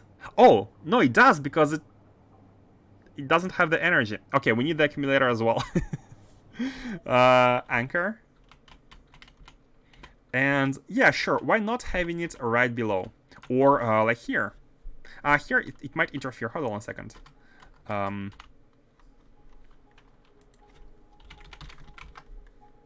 Where are the input outputs? It's this third row, right? A third from the top. It's a third row from the top. So if you put it like here, 1, 2, 3, it's this row, and this row is not used yet. Okay, we can put it here. This is gonna be for the fueling. 1, 2, 3. Oh, this one is not possible. Basically, trying to not waste space here. Oh, put it here. Perfect. Ah, no. This is the space for the ship. What am I doing? This is for the other ship. 1, 2, 3. Okay, let's have the fueling ship right here.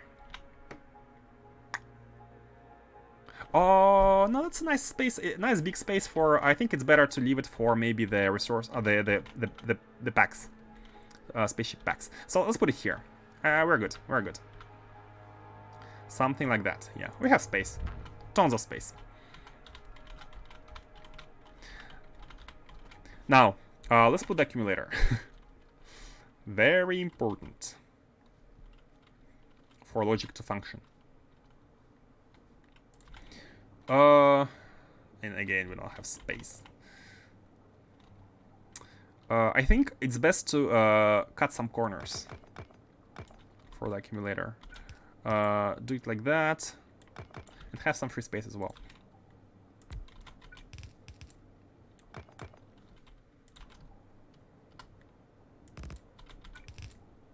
Nah, it looks bad. It looks really bad. It looks really bad. Let's put it behind. This is gonna be kind of the power.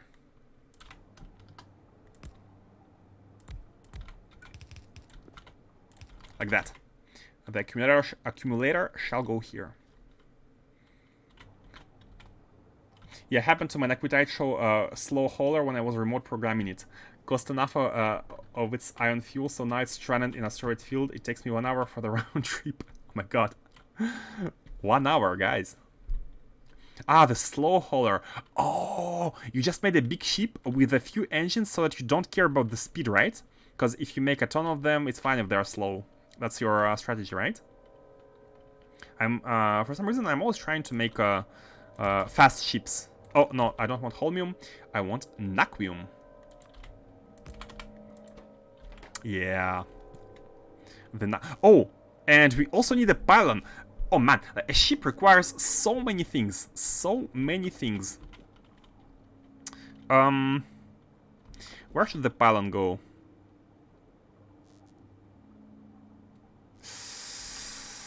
I mean, yeah, together behind. Bam, bam. That was a bit too much.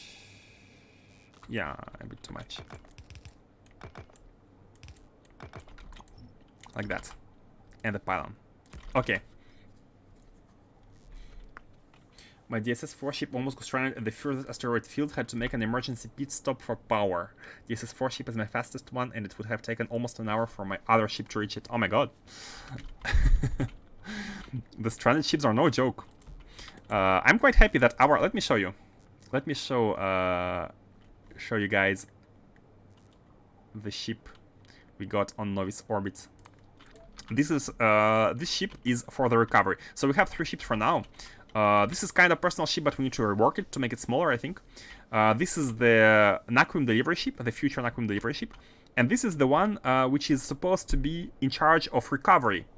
So whenever a ship is stranded, we can hop in there, or if we die somewhere in space, we can hop in there and like it's highly highly armored, it's militarily advanced. A lot of it means it has a lot of turrets basically, and it has a lot of engines as well to get us fast where we need, which is really nice. Okay, so we have this. Let's have the clamp. This clamp is gonna be 65, and all we need to do is to send a signal. Yeah, we don't need to. I can redo the logic. So I'll put your identity. 65. Cool, and all we need to do here is to send the logic to go back, and the logic to go back is gonna basically looking at the fuel. When we have less than 10,000 fuel, go back basically.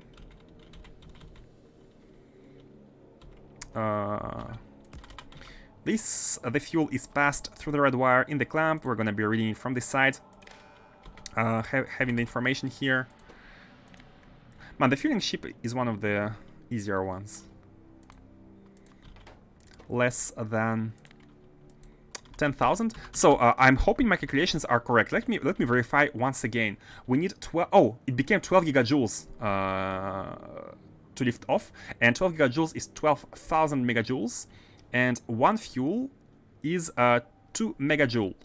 So 12,000 divided by 2 is 6,000. We need 6,000 for liftoff. That means that 10,000 of a buffer should be okay. When the ship is below 10,000, we are going to be outputting the liftoff signal, spaceship launch. And this is going to be connected. So this one goes into the console, so we need the green wire, control signal, back into the clamp. Okay, good. We are done. All we need to do is to call the ships here. And the calling should be... we need a disable logic. We have to have a disable logic here.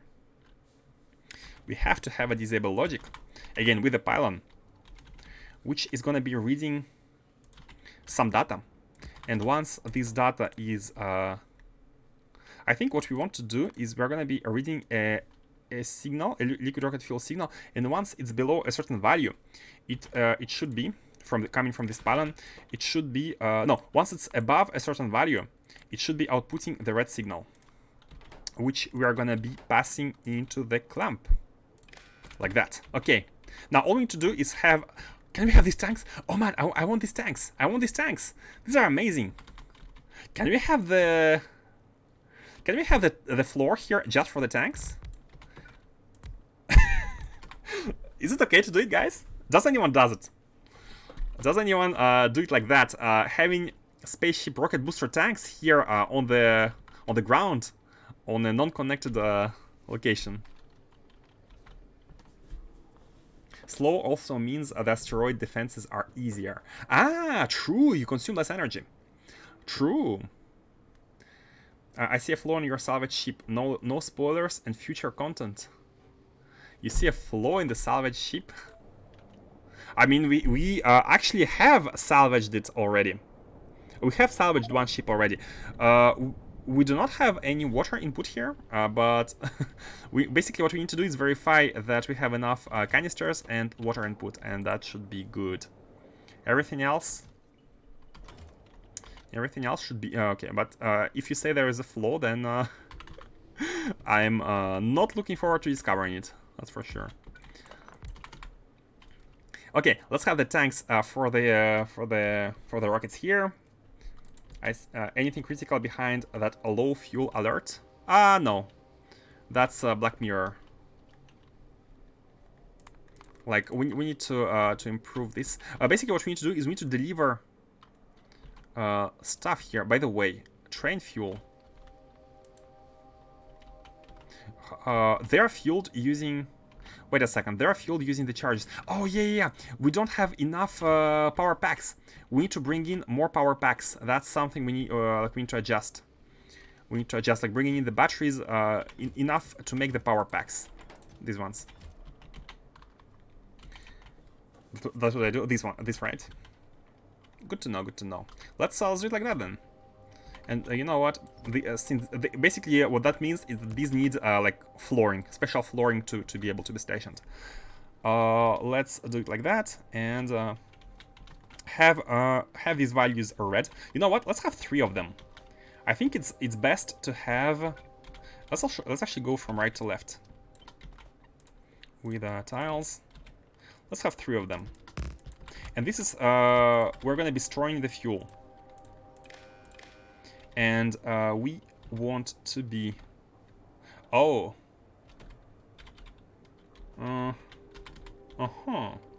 Let's look down. Or look left, but... you know what?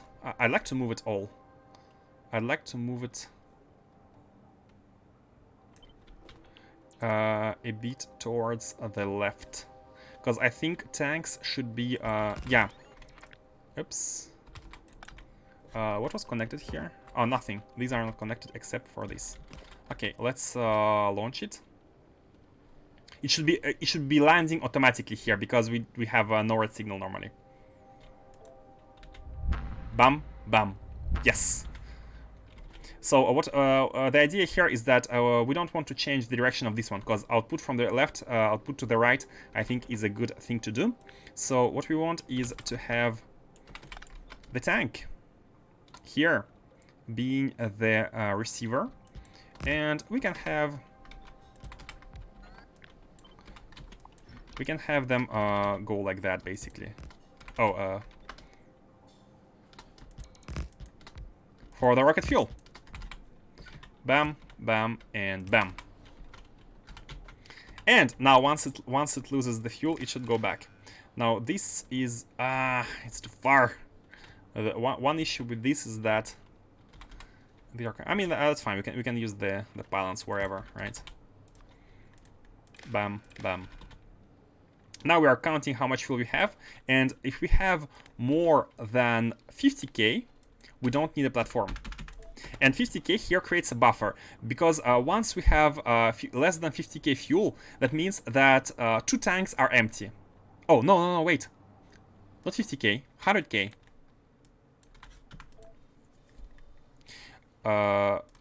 And again, bad mistake, 200k. If we have... these tanks can have up to 3,000 fuel, right?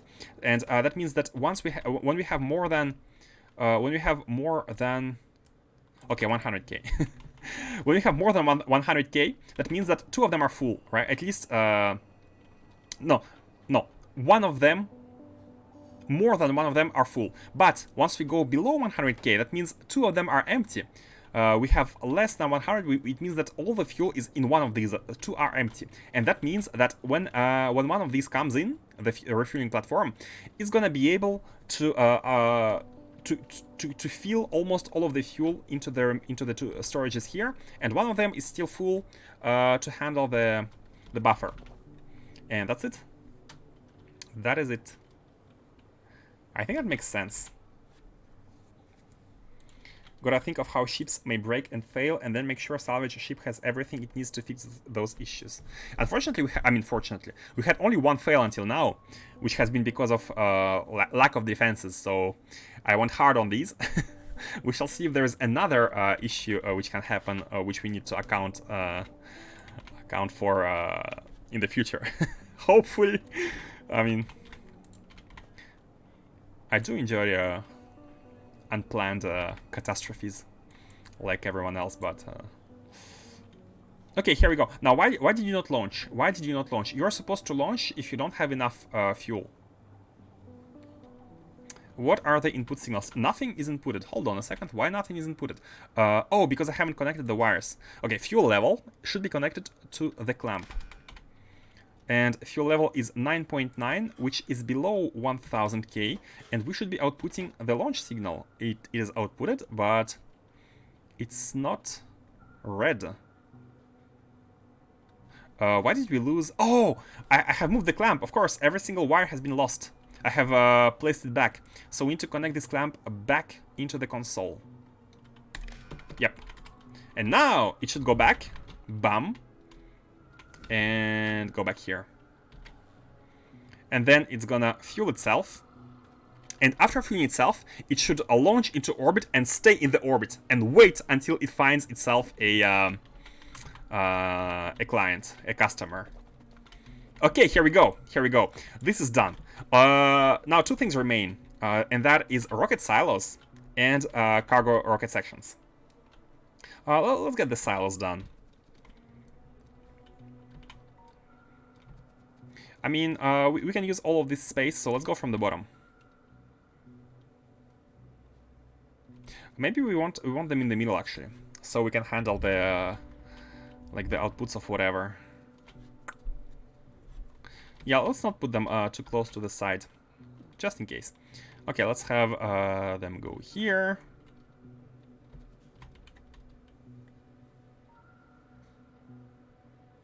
I think let's have only one going first, and we can handle others later on. So we need capsules and we need cargo rocket sections. And what I think is that we have 2 choices. Either have robots deliver these, or have another platform, but this time for solid items, deliver these. I think we should be going with the platform. First of all, it's in line with the philosophy of this planet. And second, robots can break, and we're gonna pay the costs of creating new ones every time if we do that. Because again, the philosophy is that robots are only here for the mall, and as you can see, once nothing is produced, robots should not be flying. Just don't walk in that little ship. Might trip over all these wires. True. I mean, the ship automation doesn't sound this complicated. There's a lot of wires, but like it's basically one wire per a condition to take care of. It's just that it needs many signals, like clamps,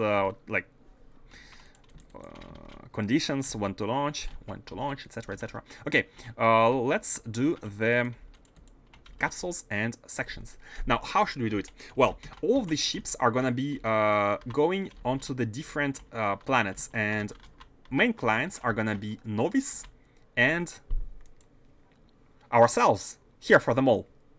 So from Novice, we need to be collecting all the clamps and capsules, the capsules and the sections, and be sending them there. So we will have a rocket somewhere, which is gonna be a landing pad at least, which is gonna be receiving stuff from Novice, and that's unavoidable. Like if we deliver stuff to Novice, we need to have the reused resources back. Let's get the... But I think one landing pad should do the trick. We have one here. I think it should do the trick. And it doesn't have to be far from everything else. It can be part of the mall or somewhere below. So since this is gonna be reserved for the fuel factories, I'm thinking like going maybe up to here. I'm not sure if it's possible. There's gonna be stuff here. Okay, never mind. But below space is reserved for the refueling ships. At least these, maybe these 4 rectangles, kinda. And where is a good location?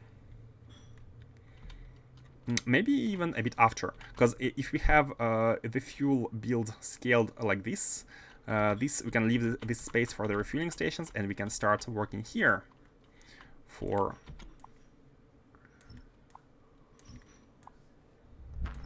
the stuff from Novice. Okay. Distribution done. Thing is, we will need to have the fueling rockets here as well, because the platform is gonna be will need to be fueled here as well. Do we not have any landfill? Landfill. It's in the middle. Now, solid platform, I'm a little bit scared about the integrity and the fuel cost, but it's fine. We're gonna be doing mass. It's an oil planet first, and second, we're gonna be doing a mass core like coal fragmenting stuff. So we're gonna be having crude oil as a byproduct.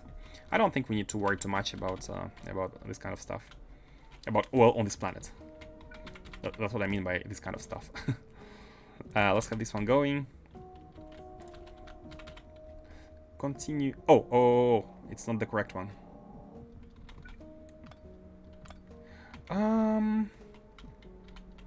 It's a little bit weird here.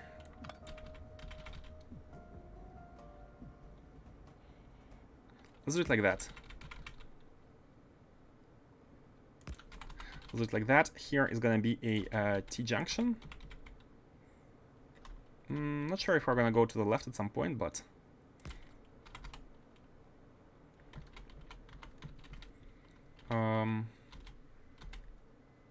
this is an input. You know what? Let's until we go to the left, let's have a proper T-junction like that, and we need pumps. So we're gonna bring this fuel to the left, and we're gonna be using it to fuel the platform for solids as well. All the fuel production is gonna go inside of this from the top, and used right below for the platforms. So I think this spacing is good enough. I think we can exit somewhere here. Let's remove the swamp. And let's do it like that. Yeah, we can have like an exit on the right hand side if necessary one day. And here, instead of having a direct exhaust, let's do it as we did here. Same way, pretty much.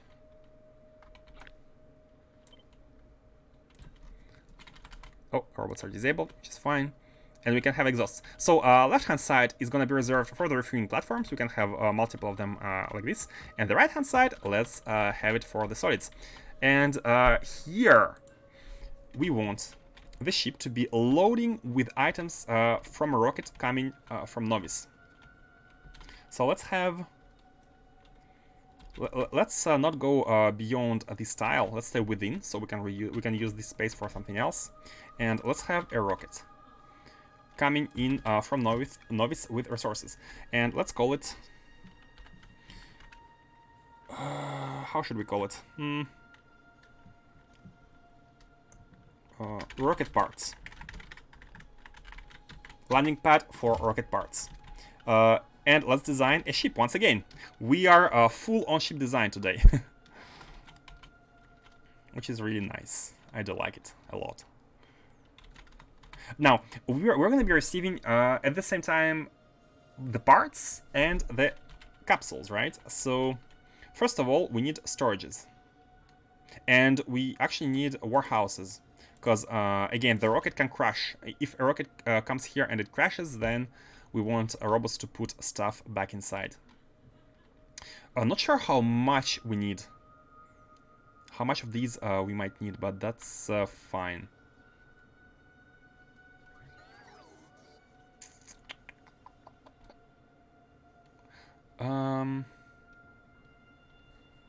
Let's also not use the space on above these. Okay, do something like that. So the idea is that we're gonna be having, copy this, put it so we are not on the line of the ducts, and have something like this. Have something like this. I'm gonna explain in a second why I put them like that.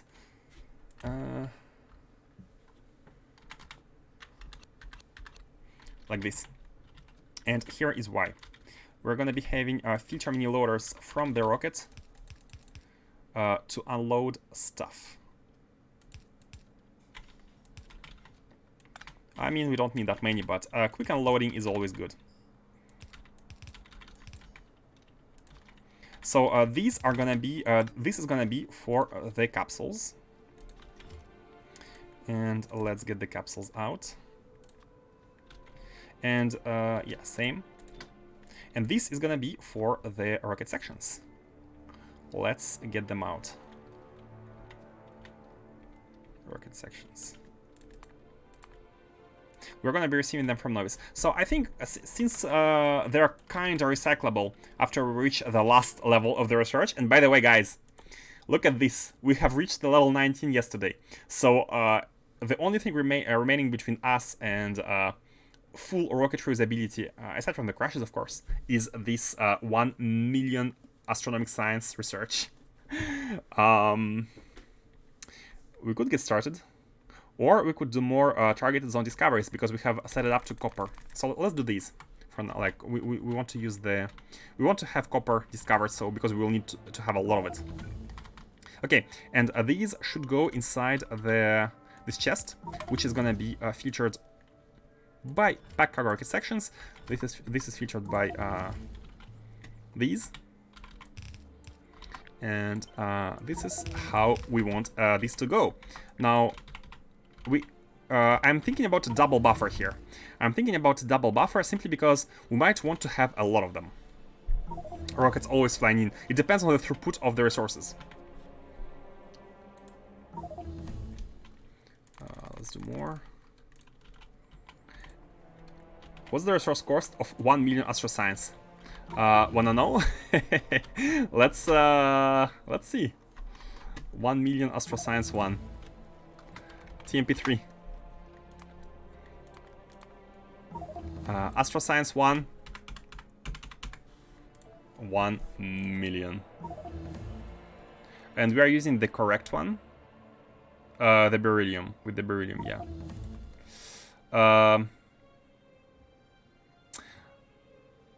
So yeah, 10 million beryllium plates.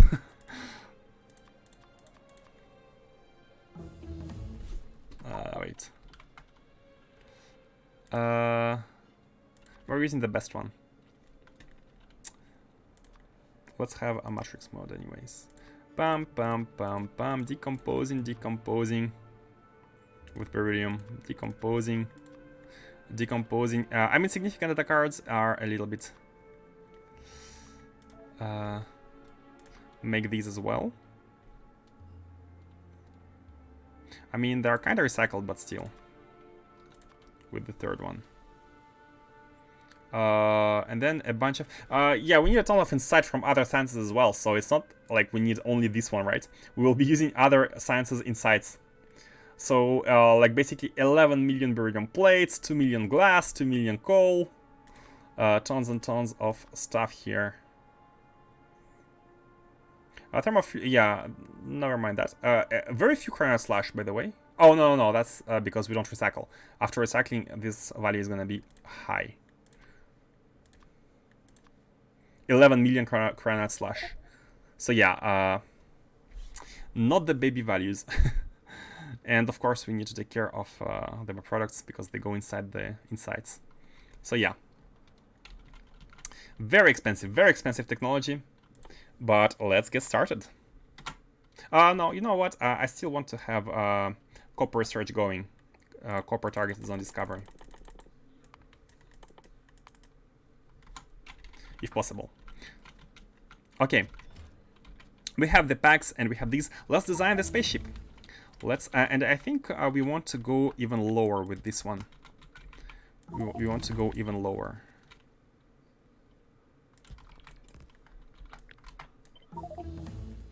like that.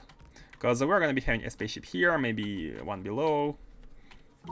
It depends. Okay. What we need to do as well is processing of the normal ones.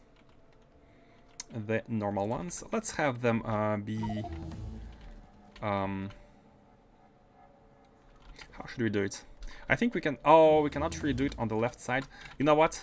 We need to move it even closer here, which I think is for the best. So what we want is to have the processing of yeah, something like that. We're going to be putting... Oh, we can't go underground. Oh man, I thought we were going to be able to go underground, which is fine.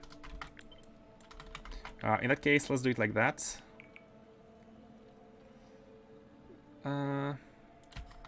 Yeah, that's fine. In that case... Huh? The feature doesn't work. Huh. Interesting. We're going to be taking this one. This is the basic one. So we need to process the basic ones. We need to compress them into the advanced ones. And once we have compressed them, what we can do is we can go around. We can go like here, because this is going to be for the pipes. We can go here. And... I mean, that's fine. Like, we will have undergrounds anyways. Go inside. 1 million packs. Exactly. That's pretty damn high.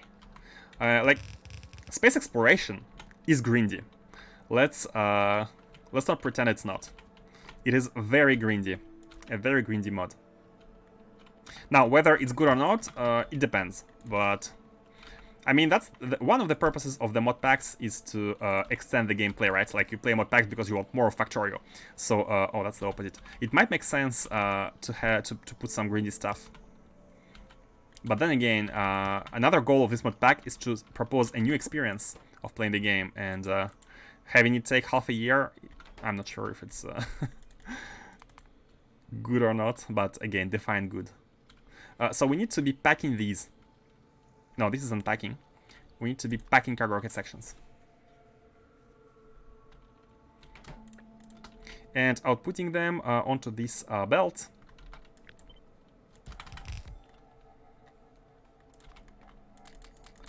How many machines do you have making cargo rocket sections on Novice? Not that many. Not that many, but we don't need them. We don't need them because we try to reuse everything. Currently, we have this setup going. We have this, which has been, as you can see, it's not even the advanced beacons. Like, this setup has been here since the beginning of Rocket Age, and it has carried us all the way until now, right? So, I mean, these have time to produce a ton of stuff over 19 days of gameplay. I've made it all the way to DSS4 with just 2 assemblers making cargo rocket sections. Yeah, like, it makes sense, it makes sense. You don't need a lot of them. Yeah, let's have 2 so we don't go overboard with these. Let's keep these. Wait. No, we don't want to we want these to stop here so we can actually process everything. We want a beacon though. We want these to work as fast as possible. And by the way, let's also have let's use a let's use more red hands. No, we can go this way. So yeah, because well, we want speed. Obviously, we don't need green ones because the stack size doesn't matter here because these go by stack size of 1. 2 red hands for the grabs every time and 2 for the outputs. Yep. And let's have a beacon. Yeah, here is good. Here is good. This is done. Let's design the spaceship for these. I'm really worried about the integrity of the spaceship. I'm gonna be honest. I am really, really worried. Because, like, if you don't put a warehouse inside, it doesn't really make sense. Because we want it to be big. We want it to deliver many things at once. But solids are not as efficient as liquids. Anyways, let's build it. So inputs are gonna be from the left, outputs to the right, as usual. So we need a console. we need a tank. And let's have one tank for rocket sections and one tank for capsules. Now, for every 20 rocket sections, we need one capsule. So ideally, we can, if we respect this ratio, we are not going to be over-delivering one and under-delivering the other. So here we have 512 divided by 20. It makes 25 to 26. So we need... so this warehouse can send 25 to 26 rockets, and that means we can have that many. We can have a small one for the capsules. We can even limit it to 26, so we like deliver the correct ratios, but it doesn't really matter. Now, how should we put them? Let's think about an efficient way to organize this. I mean, this can go below or above, and we can place this one maybe somewhere below. Oh, it's coming from here. So okay, let's have this one below. Let's have this one in the middle, and let's have 4 inputs. So these are going to be the 4 inputs. Let's have the inputs all the way towards the bottom, because we might use these for like combinators and whatnot. Outputs are going to be on this side. These have to be white.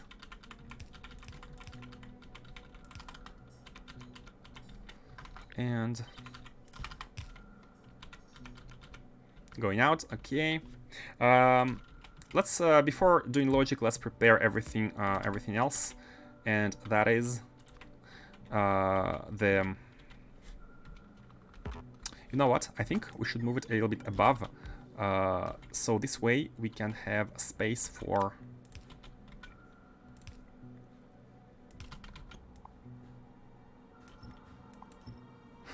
we need to go kind of up to here, right? Oh, at least the walls can be as far as this, if you do it like that. And the reason why I want this space is to place the substation here, and maybe a. Oh wait, no, they can be easily done like that. Substation can be here, and the accumulator, not repeating the same mistakes, can be placed on the other side. Because these two take 2 spaces, and we have exactly 4 available, a square of 4 available. So that does look good to me. Now the chest could be put back in the middle and the console below. Okay, have the same stuff here. Now, how can we optimize this? Well, one way to optimize it is actually put the chest here and the console here. So we're approaching everything. This one needs to get out here. That's impossible. That is impossible because we need walls. And we can't do it. We can't do it. It's fine because we'll need space for like the combinators. Okay. Let's have these. Remove these. Remove these. And I'm already seeing the fuel requirements be quite crazy here.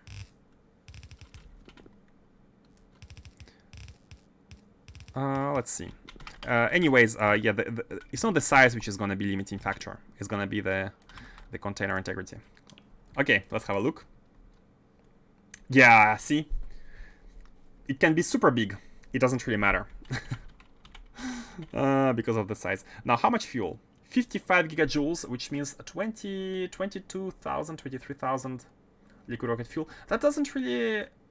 That's not bad. It's not bad. 23,000 of fuel to take off to deliver enough for 20 rockets. That's basically 1,000 liquid rocket fuel to pay for each rocket launch. Additionally, including this platform. That's not bad. Like all things considered, it's not that bad.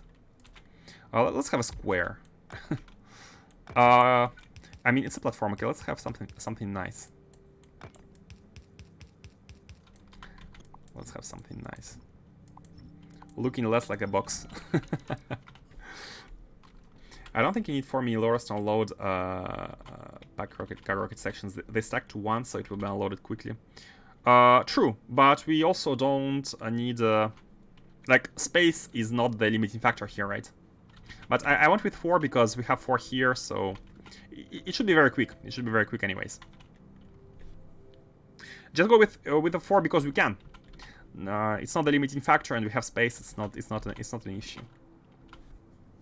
Building a ship like this requires a two-way trip, which is double the fuel. Would it be better to deliver rocket parts via a rocket one way? Oh, the rocket parts via the rocket there. That's some Inception thing. We launch a rocket from here to there. How much does it cost? How much does a rocket cost from here to itself? 11,000, which is half. Which is half. It costs 11,000, with a 99.7% chance of landing. You know what, Mars, Faustus, I think you're right. I think you are correct.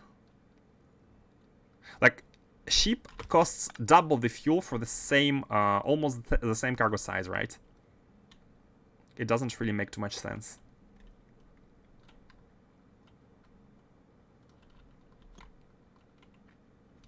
Yeah. And we can deliver these based on... Oh, it's gonna be a first attempt at a dynamic rocket... what's the word? At a dynamic delivery. Like, it's gonna choose dynamically the landing pad.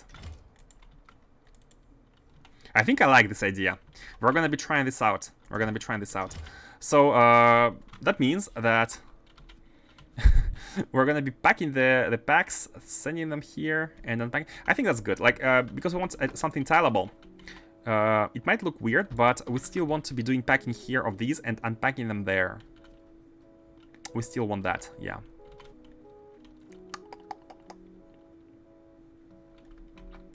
It does look weird, but trust me. let's still do it behind.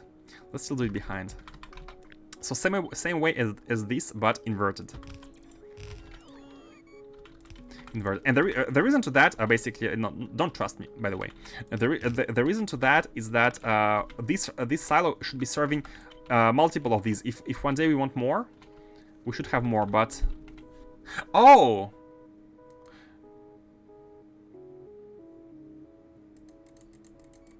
Wait, it doesn't make sense at all. Why don't we deliver them directly from Novice to there? In that case. No, because we want a central location to handle all of them. We want a central location to handle all of them, right? Or do we want to send them from Novice do we want to have landing pads here, which are going to be receiving rocket pads from Novice at every location? Like, if you think about this, a central delivery network doesn't really make sense. Now he gets it. Hey, Kano, what will this be? Core mining outposts? This is a core smelting world. This is a core smelting world with ships. By the way, why do we still have core fragments here? Oh, because we need to output the belts. Yeah, we are gonna be delivering core fragments to this planet, and no, I don't want to rotate them. I want to re-enable shields, but it. Okay, we need to go there manually. Okay, Kano. Okay, Faustus, you're right. You're right. We don't need this here. We don't need this here. It doesn't make sense. It doesn't make sense to do the centralized distribution. Okay. Okay. Okay. In that case, I'm gonna just copy this. And go there directly. Take this and deliver it there. Man, why some things are so hard to realize? The fuel is here, and let's have the packs and stuff delivery a little bit above, such as here. Yeah, why not? Why not have everything here and then have the silos, have the rocket silos below? Even higher. I mean, if we have it too high, we can have a bigger buffer, like stuff on the belts, which is not bad. Why pack the sections if they can be used immediately? For the compressed traveling on the belts. True. Like, if you don't pack them immediately, if we try to use them without packing them, then we will need to send them on a separate belt. We will need to have a belt of these, then a belt of these, use these, and then use these as a backup. So it creates a little bit of complexity, which is not a problem on its own, but I think it's easier to handle if it's separate. I mean, if it's normalized. Right, because here we can basically combine them. We can combine them, and you know what? In that case, we can just go down with one belt. Indeed, you know, you are right. You can have one belt of each. Input priority from the left and go down. It's gonna be one belt of sections and one belt of these, and I mean, we can be having two belts. We could be having two belts and have the priority done. But we will need the machines, the unpacking machines anyways, right? Because these are not going to be sufficient for all of these. So this is not it's not a big overflow for it's not too high of a price to pay for the normalization. That's what I mean. And here below we can have the silos with every single resource. And just like that, we are gonna be done. I mean, not yet, but soon. Let's leave some space. Do you know already how you will do the processing? How do you prioritize the core mining over regular mines? I do know. I have the idea. I have thought about it. And I cannot wait to show you once this setup is finished. I mean, I can already explain it to you, so you can let me know what you think about it. So the idea is gonna be that we are gonna have this processing here is the processing of core fragments iron, right? So it's this processing is should prioritize everything except iron and deprioritize iron. And how I'm thinking about making it work is basically we will have 5 rocket silos here, with each one has having their resource, and the iron being the main one will be acting as a passive provider, and these 4 will be acting as an active provider. And the way this should be managed is we're gonna be sending these at launch trigger on green signal when cargo full. That's like the most from all these conditions. This condition is the, what's the word? The most complex one, the most needy one, because not only the cargo should be full, but also it should have a green signal.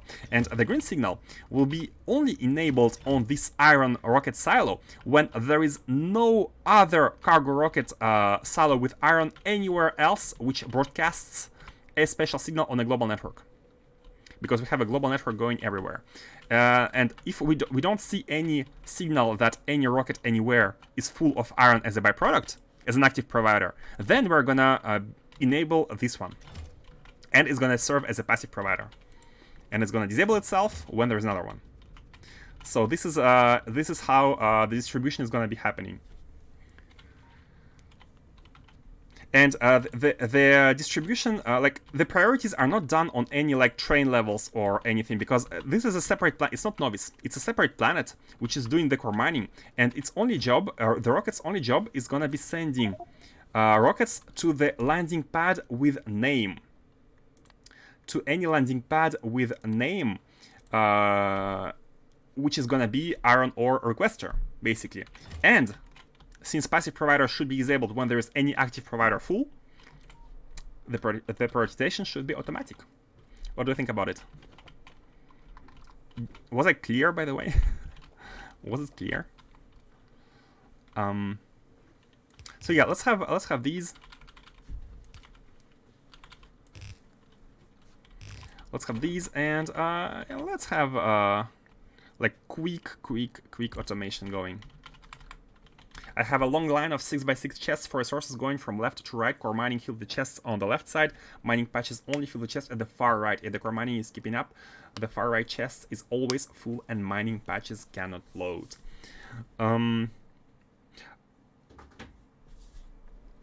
In this case, I'm not gonna be stopping at, like the prioritization is not gonna be done via buffers, but via the silos themselves, which are gonna be deprioritized. I see what you mean. You are always using the buffers basically, but for prioritizing the core mining. But in your case, it's interesting to know how many machines creating iron as a byproduct you will need to cover. I don't know how to explain. Oh, you was replying to Kano? Oh, sure. I guess everyone does it differently, which is the beauty of it. There is no like one solution, I guess. Because there are so many ways to do logistics. Unpacking the rocket sections. So what we're gonna do is we're gonna be running the belt of... oh, by the way, before running the belt, we want to be storing these in a chest, which we want to be reading. We want to be reading from this chest of rocket sections and notify Novice when we don't have enough of them. And I'm thinking about running a belt with the capsules as well, in a similar fashion. Let's put this one a little bit higher. I can see how you can make it work with a global circuit network like that. Usually I try to avoid these. On Novice, I have nothing on a global network, but here it's a special core mining planet. It's a special core mining planet, so its sole purpose for now is going to be the core mining, and the second purpose is going to be Naquium refining. So, I mean, there is no harm in using the global network, right? As I see it. By the way, speaking of the global network, let's expand it everywhere.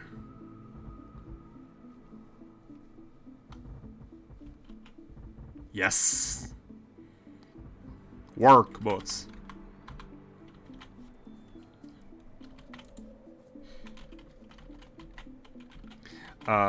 So from here, what we want is have a belt going there. This one is gonna be, again, no need for greens. It's gonna be grabbing the pack sections for the unpacking purposes. We can have a bunch of these going into the unpacking, because I feel like these can be fast. It doesn't really matter.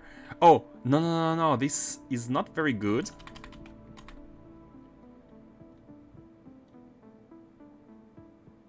Because 2x2 might create a case where we go beyond 100. Actually, no, because it's an even number. So if the number of inserters is a multiple of this number, it should work, right? If they all swing at the same time. And they should swing at the same time, because this creates 5x5.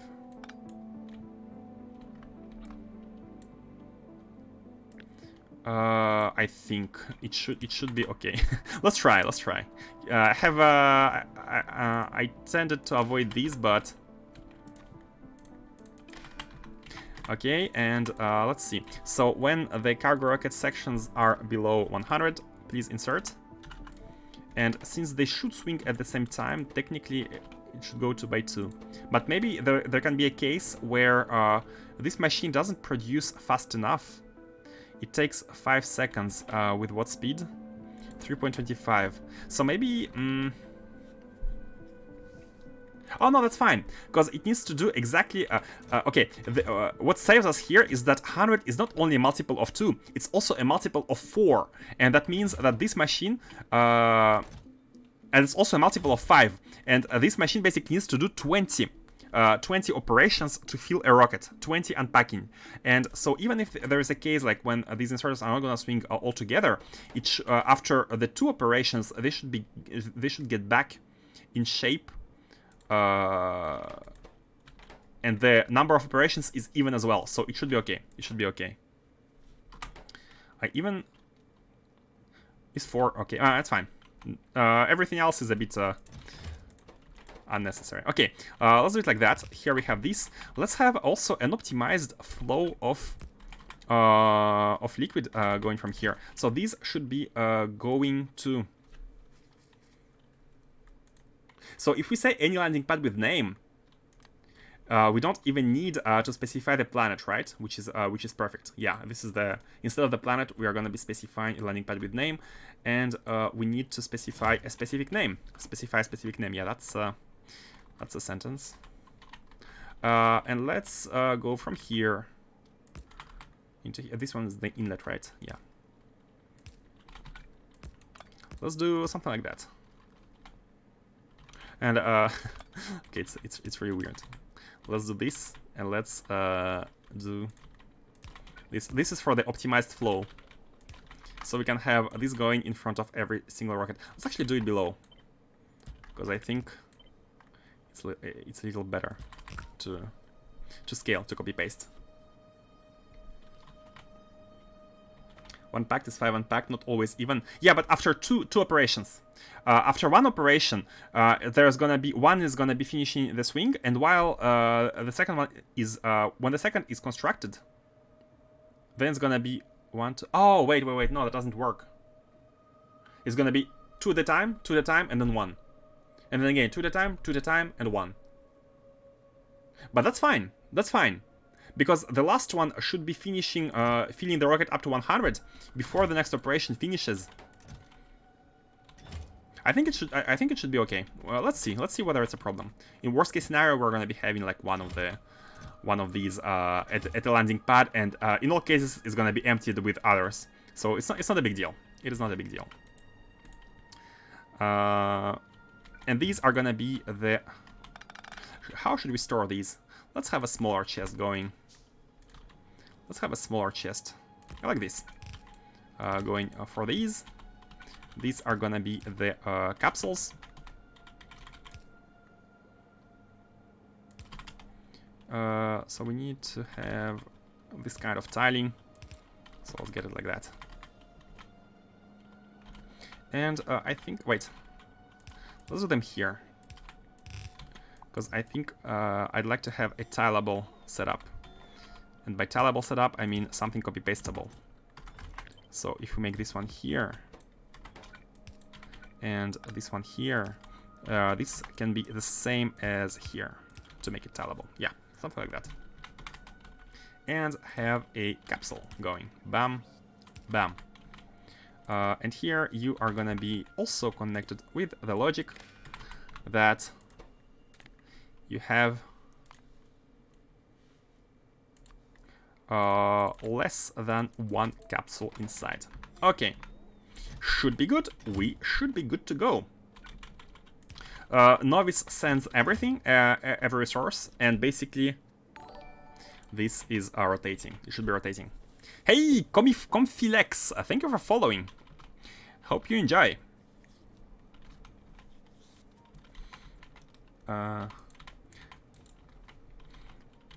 I'm seeing you're having conversation between yourselves. So I'm not reading all of it, but I'm having a look. I think we're good. I think we're good to go. All we need is to basically deliver stuff to rocket parts from Novice. And that's it. The fuel is automatic. Thank you, Snert19, for following as well. Thank you, thank you.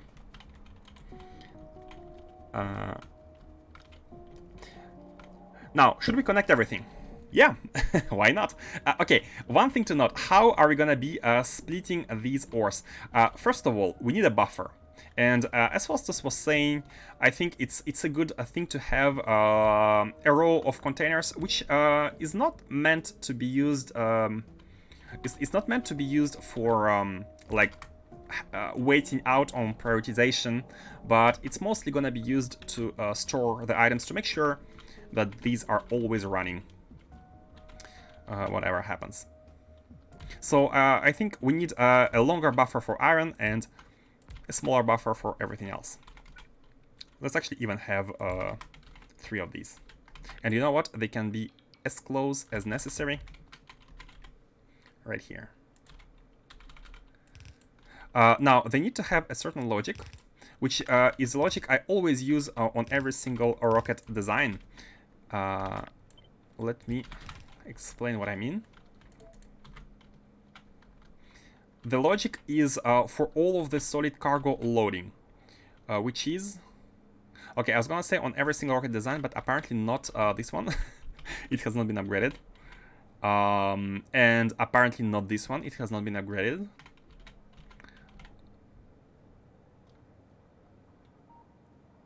Oh, these are outputs. No, on every single input design. So let's go, for example, to Shenong, which is our volcanite planet. And, oh, that needs some repairs. Do we need, no, these are ready to launch, so I'm not sure why we got hit.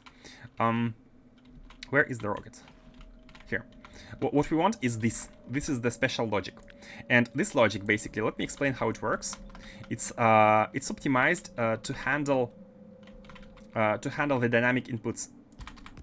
So what it does is, first of all, we read the contents of the rocket silo here. We read the contents of the rocket silo with a green wire, and we are checking whether it has a rocket already signal. In what case we output a white signal, or we are checking if it's empty enough, and that means it has more than 30 slots. I think we can lower it down to 20 here. Basically, we output both in both cases a white signal, and this white signal is going to be connected to all these inserters of cargo in front of the rocket. And they should only work when they see it above 0. It can be 1, it can be 2, it doesn't matter. Oh my god. It doesn't matter, but it should be white in all cases. And the reason is that we need to wait until we have the sections and the capsule inside, right? So basically rocket ready. This signal only appears when we have 20 capsules, 100 sections and 1 capsule. So once it's done, you can continue. You can proceed to completely fill it. Or we can start preloading the rocket with cargo if we have enough empty space. And that empty space is just here so that the sections can finish loading without a rocket being completely filled with the cargo. And this is how we are sure that these ones always work, but they don't overload the contents without leaving a space for the cargo to be for the sections to be loaded, or the capsule. If for some reason, for example, we don't receive them yet from Novice, and we have a full cargo of iron ore, which might happen. It very well might happen. Okay, so in this case, let's also approach these. Wait, I think they're not properly aligned. No, they are. No, they are a little bit too high. Like that. I enjoy some good Factorio gaming, thanks. You're welcome. Yeah, if you're enjoying, I'm happy. By the way, I think your bot died since there are no alerts for followers. Oh! Wait. No, I do have the alerts. But the bot has died. It's a funny story. I was hosting my bot on... I have a VPS server for some, like, different kinds of stuff. And I forgot to pay for the server. So the company have terminated my server. And I need to get it back. I didn't have, like, important data on it. And I think, anyways, I can get it back if I renew the contract. I think I don't know. I'm not sure why the payment didn't occur, but I need to fix it. So until then, the bot is offline, unfortunately. Okay, let's fill everything. So how many belts are gonna be having? 1, 2, 3, 4, and 5. No, wait. There was a half here. Oh, one of them was half. Why do we have 2 sides here?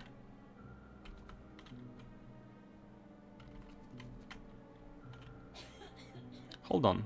Where do you come from? Oh, you're coming from here. Let me go back and see the calculation here. How many belts do we have?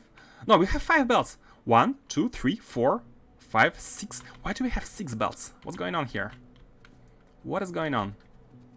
This belt contains both of them, so we have 4 of them, and we have these ones, these 2, which are actually the same, right? Do we need to merge them? Do we want to use a splitter here to merge them? Because they should be filling up to half. But I think it's okay to not have them merged. It's okay to finish making them go, because we have space here. We have a ton of space, so let's actually get them inside. We don't need to merge them. Speeder is expensive. So we want this to be done like that.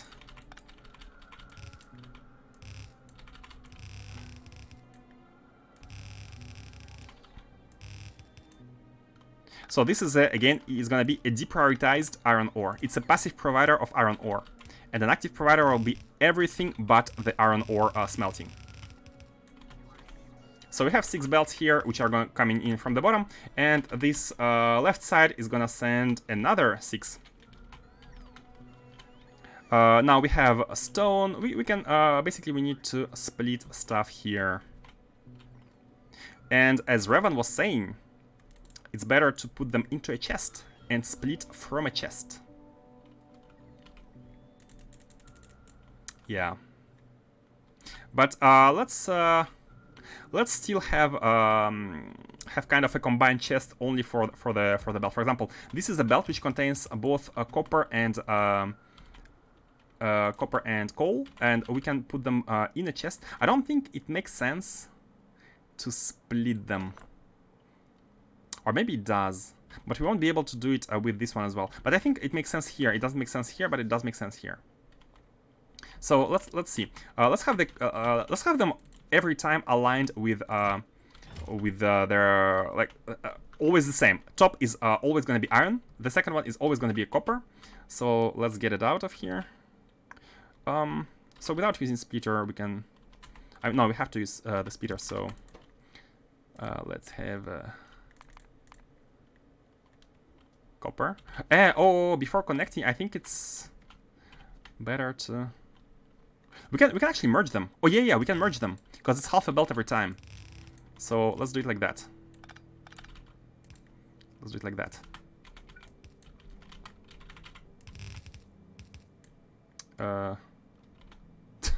You are annoying. I didn't pick the best column. And oh wait, before pasting that, we can basically have a filter here. Coal should be on the right and copper on the left. And just like that, we have 2 belts. We have each side merged to its respective lane, so they are consumed in priority without any sort of balancing, aside from the splitting. And let's have the copper go here. It should generate 1 full belt of copper. Yeah, coal can be third. Doesn't really matter.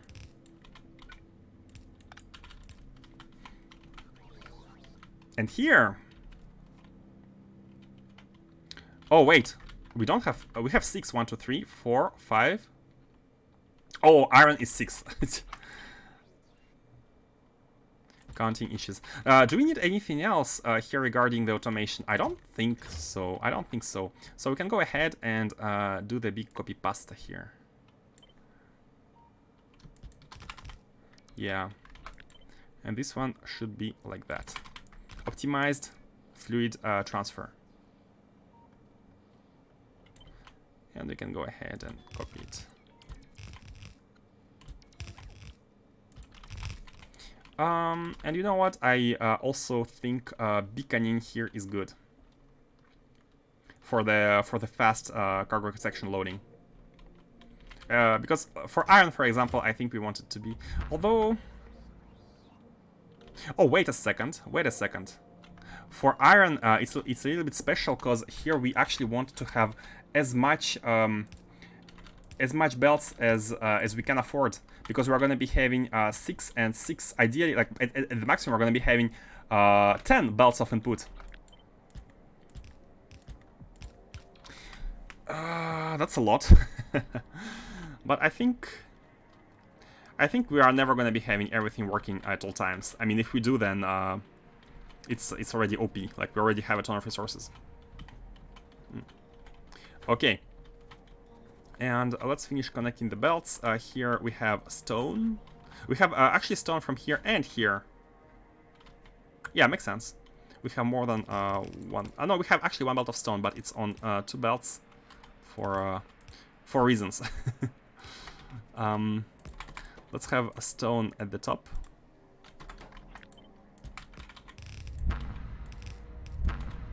Oh, that's fueling platform. Yeah, look at it. Fuel being full everywhere. They don't know where to launch, so the liquid rocket fuel here is minimal, which is really nice. It's really nice. It's all dynamic. And let's have Vulcanite being... Should we merge them at some point? Because... Nah, we shouldn't. We shouldn't. Stone is gonna be up there. And here we can have... Vulcanite on the left, and then at the end... the uranium. And the idea here is that the ordering is basically specifically here is that the main resource is at the top, but I think it's best to keep the same order in the future. And it depends. We shall see. We shall see how the future goes. So let's have this one done as well.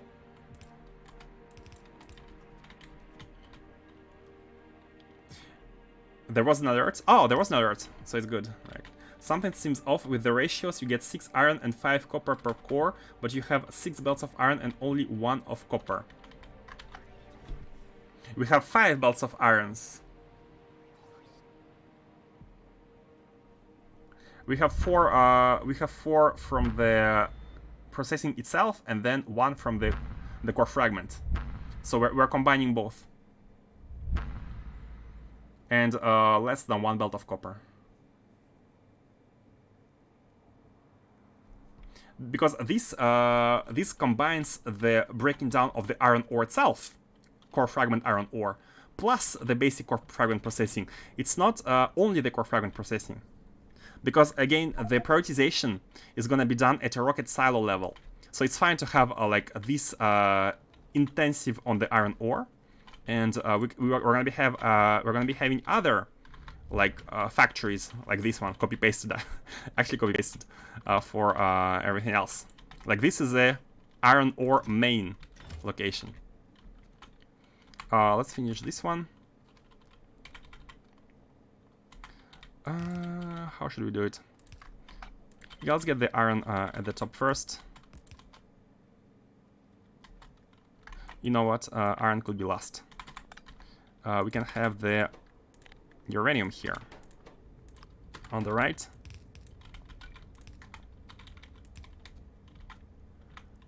Those are iron cores. Yeah, those are iron cores. Who would mind iron cores? I mean, I have started with iron because the first idea I had on this planet was for the mole, right? Because I was thinking we're going to be making a mole, so we would need iron. So before I realized we actually had patches of iron to mine. So, that we can use. Before doing that, I was thinking that we would be needing to deliver iron ores and do some kind of non-optimal smelting. But in the end, we didn't have to. We will need to do it for copper, by the way. Like, copper on Novice is actually becoming a real problem. So we want to be dealing with that one. And the stone. Oh, this is coal. Wait, almost inputted it. Yeah, let's go. Bam and bam. So this is all done. Now all we need to do is to do this setup. Do we need 6 of them? I mean, we might as well. It's no big deal. And yes, we need to connect the green wire as well, so that it all properly. Come on.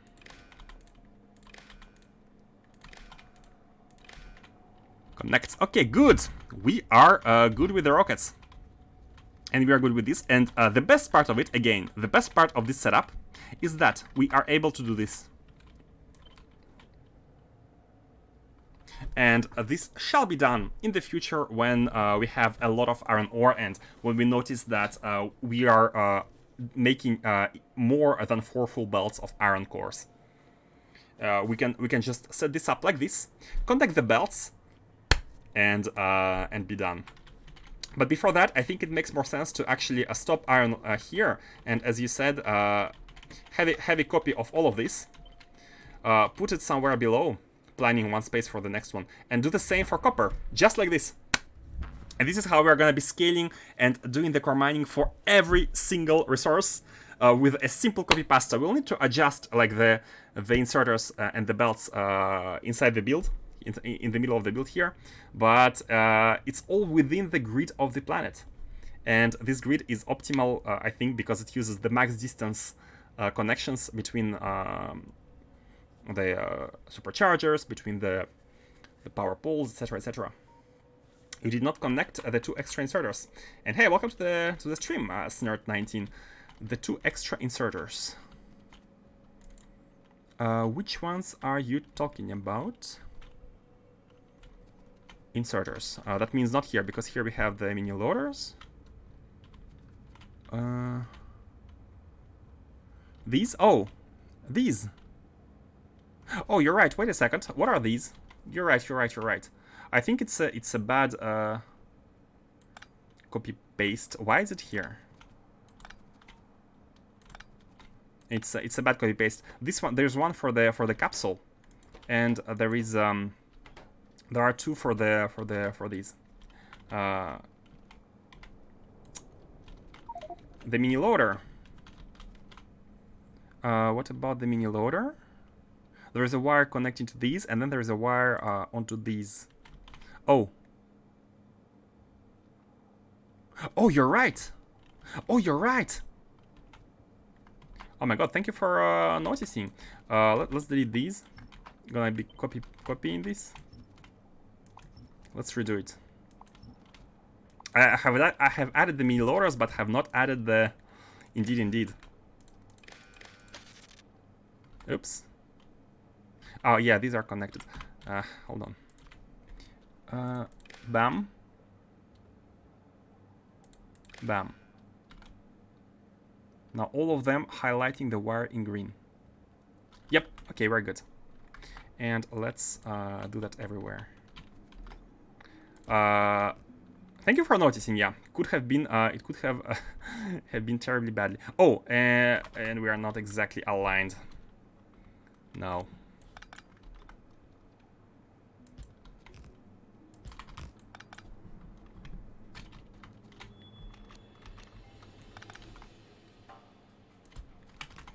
I mean, we don't need that many of them here, but you know, why not? We are making them at the mall, so it's all good. Like that, right? No more mistakes. You have 4 loader, 6 on the chest. You have 4 loader, there's 6 on the chest.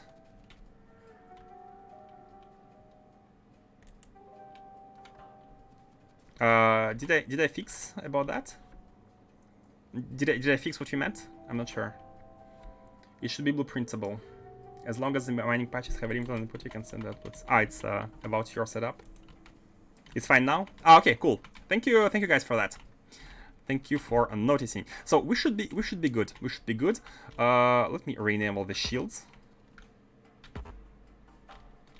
So now we can configure the ship to get the cores and deliver them, and copy paste everything with some small adjustments to ratios to the belts for the patches.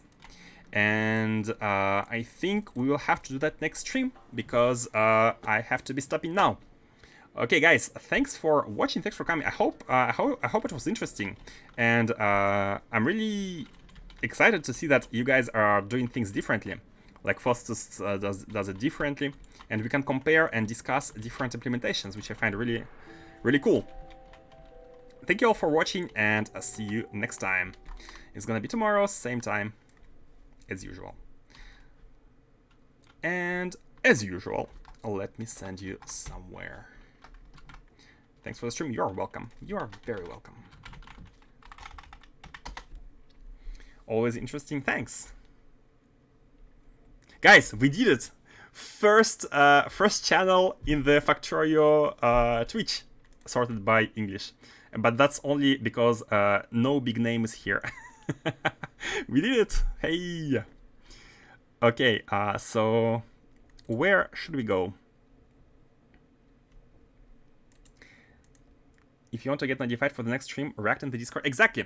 If you want, we have a Discord notification setting. If you want to be here ASAP for the next stream without waiting for Twitch notification, you can react with the Twitch icon to a Discord message in the Discord, which is right under the Twitch page, and you will get notified. Unfortunately, so because the bot is offline, as explained, I'm kind of assigning the groups manually, so it's fine. I will have to restore the server and re-add the bot. So it's all automated. Discord automation should be a thing as well. So who is doing... Man, there's a lot of streams for once, but I'm not seeing anyone playing SE. When I see no one playing SE, I just pick the person who is right below us in viewers and go there. Riven spheres when? Once we get to the DSS2, which is gonna be right after the core mining. After the core mining, we are gonna set up the naquium chain, naquium smelting on this moon, automated delivery, of course, and then we can get to the DSS2. I'm actually what's the word? Yeah, I think it was a good choice to expand the production, switch to core mining, have a proper big production of naquium, future big production, of course, spaceships and whatnot, before continue on to DSS, because I think we are going to be eating a lot of them. Okay, let's go and raid Camp Bay. Camp Bay.